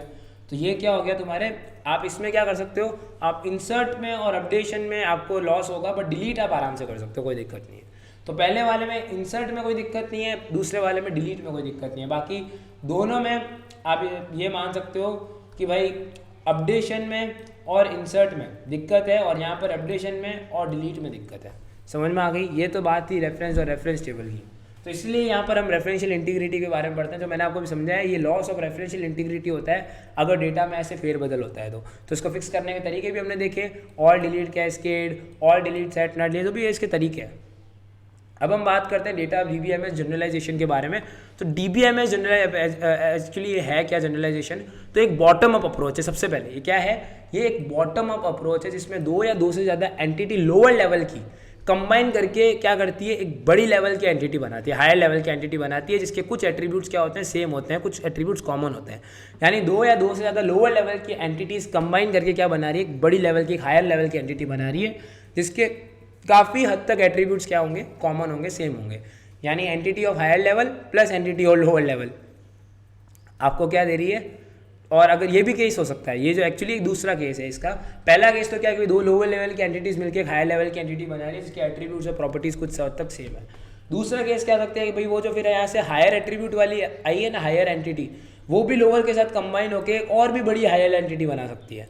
ये भी DBMS जनरलाइजेशन के अंदर होता है। यहाँ पर सब क्लास और सुपर क्लास का सिस्टम है। अब कैसे, जैसे यहाँ पर देख सकते हो, यहाँ एक पर्सन है, ये पर्सन ये कैसे बना, ये हमने 2 लोअर लेवल की क्लासेस थी, जो कि क्या थी, फैकल्टी और स्टूडेंट। हमने फैकल्टी और स्टूडेंट को दोनों को क्या किया, जोड़ा, ठीक है, दोनों को कंबाइन किया। 2 लोअर लेवल की एंटिटी थी जो कि क्या थी, फैकल्टी और स्टूडेंट। इनको जब हमने कंबाइन किया तो हमें क्या मिला, पर्सन, जो कि एक हायर लेवल की एंटिटी है। समझ गए? यानी यहाँ क्या हो रहा है, 2 या 2 से ज़्यादा लोअर लेवल की एंटिटी कंबाइन करके क्या बना रही है, हायर लेवल की एंटिटी। जैसे student is also a person, faculty is also a person. तो ये क्या हो रहा है, 2 या 2 से ज़्यादा छोटी लेवल की एंटिटीज़ मिलकर बड़ी लेवल की एंटिटी बनाते हैं, और बड़ी और एक छोटी मिलकर और भी बड़ी लेवल की एंटिटी बनाता है। तो वो DBMS जनरलाइजेशन का कंसेप्ट है, ठीक है। Entities are combined to form more generalise entity, यानी एंटिटीज़ को कंबाइन किया जाता है जिससे ज़्यादा से ज़्यादा जनरलाइज एंटिटी मिले। Sub classes are combined to form super class, ये जो 2 सब क्लासेज हैं इनको कंबाइन करके सुपर क्लास का जन्म होता है, ठीक है। जैसे फैकल्टी और स्टूडेंट दोनों को जनरलाइज किया जा सकता है हायर लेवल की एंटिटी क्लास में, जो कि है पर्सन। यानी समझ गए, 2 या 2 से ज़्यादा लोअर लेवल की एंटिटीज़ को जोड़ेंगे तो हायर लेवल की एंटिटी बनेगी। हायर और लोअर को जोड़ के और भी ज़्यादा हायर लेवल की बन सकती है। एक सब क्लास, 2 सब क्लासेस को जोड़ के एक सुपर क्लास बन सकती है। 2 बेसिकली आप एंटिटी को जनरलाइज करते हुए जा रहे हो, एंटिटीज को कंबाइन करके उसको जनरलाइज करते जा रहे हो, और सब क्लासेस को कंबाइन करके सुपर क्लास बनाते जा रहे हो। ये होता है तुम्हारा DBMS जनरलाइजेशन। अब आता है इसका जस्ट ऑपोजिट हुआ DBMS स्पेशलाइजेशन। इसमें क्या होता है, ये टॉप डाउन अप्रोच है, वो क्या थी, बॉटम अप अप्रोच थी, ये टॉप से डाउन है। इसका मतलब क्या है, आप अब हायर लेवल की एंटिटी को ब्रेक करोगे लोअर लेवल की एंटिटीज़ के अंदर, ठीक है। अब यहाँ पर क्या करता है, basically it is used to define the subset of an entity set that show distinguish characteristic. यानी ये आइडेंटिफाई करता है किसको, उस सबसेट को, उस एंटिटी सेट के सबसेट को, ठीक है, जो कि क्या शो करता है, डिस्टिंग्विशिंग कैरेक्टर। यानी उस बड़ी पर्टिकुलर जो तुम्हारी सुपर क्लास है ना, उसको अपन तोड़ के सब क्लासेस में बांट सकते हैं। वो DBMS स्पेशलाइजेशन है। जनरलाइजेशन में हम 2-3 सब क्लास को जोड़ के और भी जनरलाइज क्लास और एक और भी बड़ी क्लास बना रहे थे। सुपर क्लास सबसे पहले डिफाइन की जाती है इसके अंदर, फिर सब क्लासेस और उसके रिलेटेड एट्रीब्यूट्स को डिफाइन बाद में किया जाता है। पहले सुपर क्लास आएगी और उसको तोड़ के हमारे सब क्लासेस को डिफाइन किया जाएगा। समझ गए? अब हम देखो यहाँ पर एक एग्जांपल भी दिया हुआ है कि एम्प्लॉय को तोड़ के किस में तोड़ा गया है, टेस्टर और डेवलपर में। एम्प्लॉय तुम्हारी क्या थी, सुपर क्लास थी, इसको तोड़ के हमने क्या दिया, एक आपको दोनों क्या दे दिया, आपको सब क्लासेस दे दिए, employee is a tester, employee is a developer. तो यहाँ पर ये दोनों क्या है, दोनों लो लेवल की क्लासेस है और ये एक सुपर क्लास है। सुपर लेवल्स को तोड़ के हमने सब क्लास बनाया। स्पेशलाइजेशन में हम क्या करते हैं, हाई लेवल एंटिटी को तोड़ के लो लेवल एंटिटीज बना रहे हैं, टॉप डाउन अप्रोच फॉलो कर रहे हैं। जनरलाइजेशन में बॉटम अप अप्रोच फॉलो कर रहे थे और दो लो लेवल की एंटिटीज को जोड़ के हायर लेवल बना रहे थे, तो हायर को जोड़ के और एक और लोड को जोड़ के उसको और हायर लेवल की एंटिटी बना रहे थे, जिसमें सुपर क्लास को थोड़ा ज़्यादा, जिसमें सुपर क्लास बनाई जाती थी सब क्लासेस को जोड़ के। बट स्पेशलाइजेशन में टॉप डाउन अप्रोच फॉलो होती है, हाई लेवल की एंटिटीज़ को तोड़ा जाता है लो लेवल की एंटिटीज़ में, और इसके अंदर सुपर क्लास जो होती है उसको तोड़ा जाता है सब क्लासेस में। इसलिए सुपर क्लास को पहले डिफाइन करना है, फिर सब क्लास को और उसके रिलेटेड एट्रीब्यूट्स को डिफाइन किया जाएगा, ठीक है, और फिर उसको ऐड किया जाएगा। तो ये इसका एक डायग्राम है जिसको एम्प्लॉय को तोड़ा गया है टेस्टर और डेवलपर में। तो एम्प्लॉय एक सुपर क्लास है, टेस्टर और डेवलपर एक सब क्लास है। तो इस तरीके से तुम्हारा DBMS स्पेशलाइजेशन चलता है। अब अगर बात की जाए DBMS एग्रीगेशन में, तो इसमें क्या हो रहा है, दो या दो से ज़्यादा एंटिटीज़ को एक साथ ले लो, यानी रिलेशन दो एंटिटीज़ के बीच के रिलेशन को एक ही सिंगल एंटिटी की तरह रिप्रेजेंट करना। जैसे यहाँ पे तो सेंटर ऑफर्स कोर्स, ठीक है, और course is offered by centre. तो ये जो है ये एक रिलेशन को मैंने एक पूरी एक एंटिटी मान लिया, तो उसको मैंने रेक्टेंगल में डाल दिया, ठीक है। और relationship with its corresponding entities are aggregated with the high level entity, यानी इनके बीच में भी क्या होता है, रिलेशनशिप होता है, ठीक है। तो एक बेसिकली क्या है, एक रिलेशनशिप को पूरी दो एंटिटीज़ के बीच में रिलेशनशिप को आपने एक सिंगल एंटिटी मान लिया है और उसका रिलेशनशिप दूसरे हाई लेवल एंटिटीज़ के साथ आपने बता दिया, जो कि है विजिटर। तो ये क्या है, DBMS एग्रीगेशन। एग्रीगेशन मतलब जोड़ना, यानी जब आप दो या दो से ज़्यादा एंटिटीज़ के रिलेशन को एक ही एंटिटी मानते हो और वही एंटिटी दूसरे हाई लेवल एंटिटीज़ के साथ एक्चुअली रिलेशन में है, तो उसको अपन DBMS एग्रीगेशन बोलते हैं। यानी एक पूरी बड़ी एंटिटी जो कि रिलेशनशिप में है एक छोटी एंटिटी, एक और भी है उससे भी हाई लेवल एंटिटीज़ के साथ, तो ये DBMS एग्रीगेशन है। और सेंटर एंटिटी ऑफर्स कोर्स, जैसे यहाँ पर अब देखो, यहाँ पर एक बहुत प्यारा सिनेरियो लिया हुआ है कि एक तुम्हारा जो सेंटर है, ठीक है, वो क्या करता है, कोर्स को एक्ट करता है और एक सिंगल एंटिटी रिलेशनशिप। अभी देखो इसे ये बता रहा है कि अगर आप कहीं विजिट करना चाहते हो तो आप केवल यही थोड़ा ना उसे पूछते हो कि सेंटर अच्छा है नहीं, आप ये दोनों चीज़ें पूछते हो कि सेंटर अच्छा है या रिलेशनशिप अच्छा है। तो इसीलिए भाई सेंटर अच्छा है और कोर्स अच्छा है, दोनों अगर अच्छे हैं तो आप वहाँ पर अपने बच्चे को भेजोगे, और अगर नहीं होगा तो नहीं भेजोगे। तो ये जो पूरा है ना कि दोनों की जो डिपेंडेंसी है, यानी हमने इन दोनों के रिलेशन को एक पूरा सिंगल एंटिटी बना दिया है, और वो जब रिलेशनशिप में होती है और भी ज़्यादा हायर एंटिटी के साथ, तो उसको अपन बोलते हैं DBMS एग्रीगेशन। इसमें हायर ज़्यादा एंटिटी है विजिटर, इससे भी, तो इस चीज़ का ध्यान रखना। अब हम बात करते हैं आगे, जो कि रिडक्शन ऑफ ER मॉडल। तो रिडक्शन कैसे कर सकते हो, सबसे पहले इससे पहले मैं आपको एक डायग्राम दिखा देता हूँ। जैसे ये आपको डायग्राम दिख रहा है, तो अब हम देखेंगे कि देखो इसमें यहाँ सबसे पहले अंडरलाइन किया हुआ है, इसका मतलब ये एक प्राइमरी की है जो कि यूनिकली आइडेंटिफाई कर रही है, और ये जो भी आपको दिख रहा है ना, ये एक एंटिटीज़ हैं और ये इसकी एट्रीब्यूट्स हैं। समझ में आ गई मेरी बात, ठीक है। अब इस एट्रीब्यूट्स में आप देखते हो बहुत ज़्यादा एलिप्स निकले हुए हैं, ठीक है। ये चीज़ें आपने सब टाइप ऑफ एट्रीब्यूट्स के बारे में देखा था, ठीक है। तो ये कोर्स एक एंटिटी है, तो टोटल नंबर ऑफ एंटिटीज़ कितनी हो गई, 1 2 3 4 मेरी एंटिटीज़ हो गई। तो पहला मेरे को क्या बोला हुआ है, एंटिटी बिकम्स टेबल। तो इसकी हम जब टेबल बनाएंगे तो यहाँ पर जो ये स्टूडेंट है इसकी टेबल अपन बना देंगे, और ये जो एड्रेस है इसकी भी टेबल बनेगी। तो एक्चुअली में क्या होगा, यहाँ पर हमने क्या किया, नीचे देखो, यहाँ पर हमने स्टूडेंट नाम की टेबल बनाई है, ठीक है, जिसमें हमने सारी चीज़ें लिख दी है, सिटी स्टेट वगैरह जहाँ सब चीज़ें हमने स्टूडेंट नाम की टेबल बना दी। एक हमने ये लेक्चरर नाम की टेबल बनाई है, ठीक है, लेक्चरर नाम की टेबल बनाई है जिसमें सारी चीज़ें स्टोर करी हुई है अगेन। फिर हमने सब्जेक्ट्स नाम की टेबल बनाई हुई है, ये एक अगेन सब्जेक्ट है। इसमें हम लिख कैसे रहे हैं, ये हमें पता कैसे लग रहा है अंदर क्या लिखना है, वो पता लगता है ये जो बाहर आपको दिख रहे हैं ना, ये एलिप्स में। मैंने आपको बोला था एलिप्स के अंदर जो फालतू चीज़ बच जाती है वो एलिप्स के अंदर जाएगी। अब तो जो नॉर्मली तुम्हारे जो भी एंटिटीज़ का इंटर रिलेशन होता है, जो भी चीज़ें होती है, ये सारा एलिप्स के फॉर्म में। अब यहाँ स्टूडेंट की जब टेबल बनाओगे ना, उसमें सब चीज़ें लिखनी पड़ेगी। तो पहला स्टेप क्या है, आपको जितने भी ज़्यादा एंटिटीज़ दिख रहे हैं ना उसको टेबल में कन्वर्ट कर दो। फिर all single valued attributes become column, जो कि अपन ने किया ही है कि भाई ये जो भी सिंगल वैल्यू एट्रीब्यूट्स है, जैसे स्टूडेंट ID हो गया, ठीक है, ये आपका कोर्स ID हो गया, तो ये हमने क्या किया, स्टूडेंट ID हो गया, कोर्स ID हो गया, ठीक है, स्टूडेंट का नेम हो गया, ये जितनी भी चीज़ें हैं हमने क्या करी, ये सारा ये एंटिटी में चला गया, ठीक है, स्टूडेंट की जो टेबल बनी उसमें चला गया।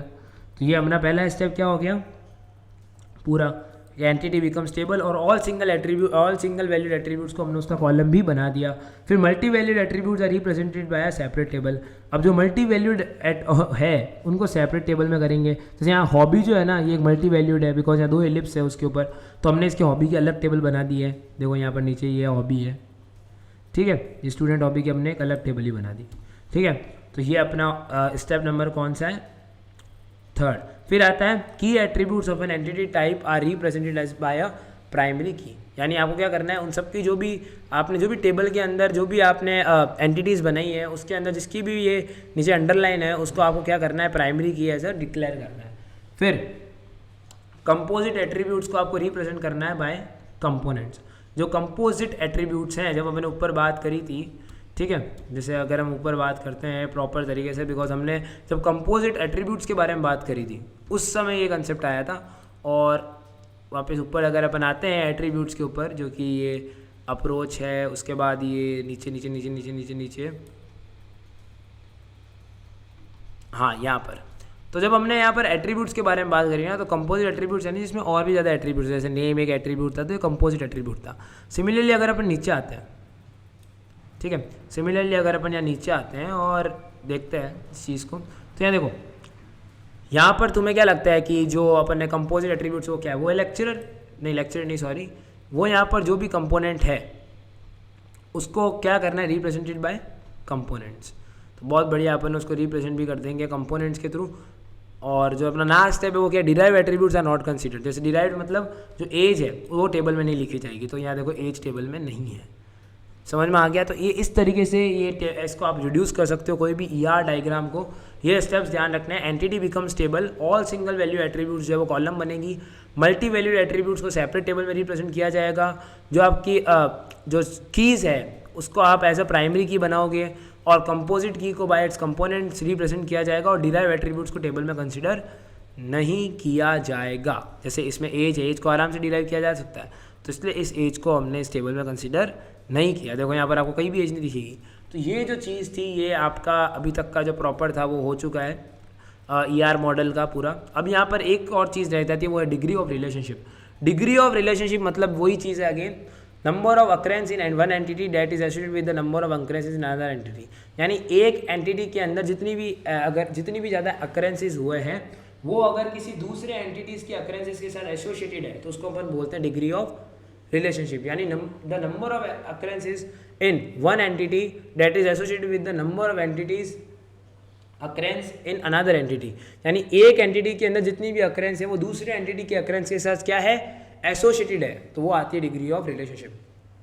3 है 1-to-1 रिलेशनशिप। यानी क्या है, केवल one occurrence of one entity is associated with the one occurrence of another entity. तो ये एक चीज़ होगी, जैसे employee is allocated a company car और company car is assign to an employee. समझ में आ गया? यानी उस कार को केवल एक ही एम्प्लॉय चला सकता है, जिसको असाइन की गई है वही चलाएगा, और एम्प्लॉय को एक ही कार असाइन की गई है। तो ये क्या है, 1-to-1। अब आता है 1-to-many। 1-to-many मतलब एक one occurrence of an entity is associated with the more than one occurrences of another entity. यानी एक एंटिटी के अंदर एसोसिएटेड है दूसरे एंटिटी की ज़्यादा अक्रेंसेस के साथ, मैनी अक्रेंसेस के साथ, तो वो 1-to-many रिलेशनशिप को फॉलो करेगी। जैसे डिपार्टमेंट हैज मैनी एम्प्लॉयज़ और many employees works in single department. ठीक है, अब आता है मैनी टू वन रिलेशनशिप, जिसमें क्या बता रहा है, many occurrences of one entity is associated with the many occurrences of another entity. तो वो क्या होता है, many to one relationship. At the same time employees can work on, देखो यहाँ पर क्या है, employees can work on many projects and many projects can have many employees. तो ये क्या हो जाता है, तुम्हारा मैनी टू मैनी रिलेशनशिप हो जाता है। और इसी के साथ जो अपना डिग्री ऑफ रिलेशनशिप है वो ख़त्म होता है। ठीक है, तो आई थिंक मैंने मेरा बेस्ट किया था आपको चीज़ समझाने के लिए, आपको चीज़ समझ में भी आ गई होगी। और मैं आपको मिलता हूँ अब जो है नेक्स्ट एपिसोड के अंदर, जिसमें हम एकदम प्यारी तरीके से बात करने वाले हैं। जो हमारे नेक्स्ट टॉपिक्स है, जो कि रिलेशनल डेटा मॉडल के बारे में हम बात करेंगे एपिसोड 2 में। टिल देन इस वीडियो को लाइक, शेयर, सब्सक्राइब जितना हो सके शेयर ज़रूर करो।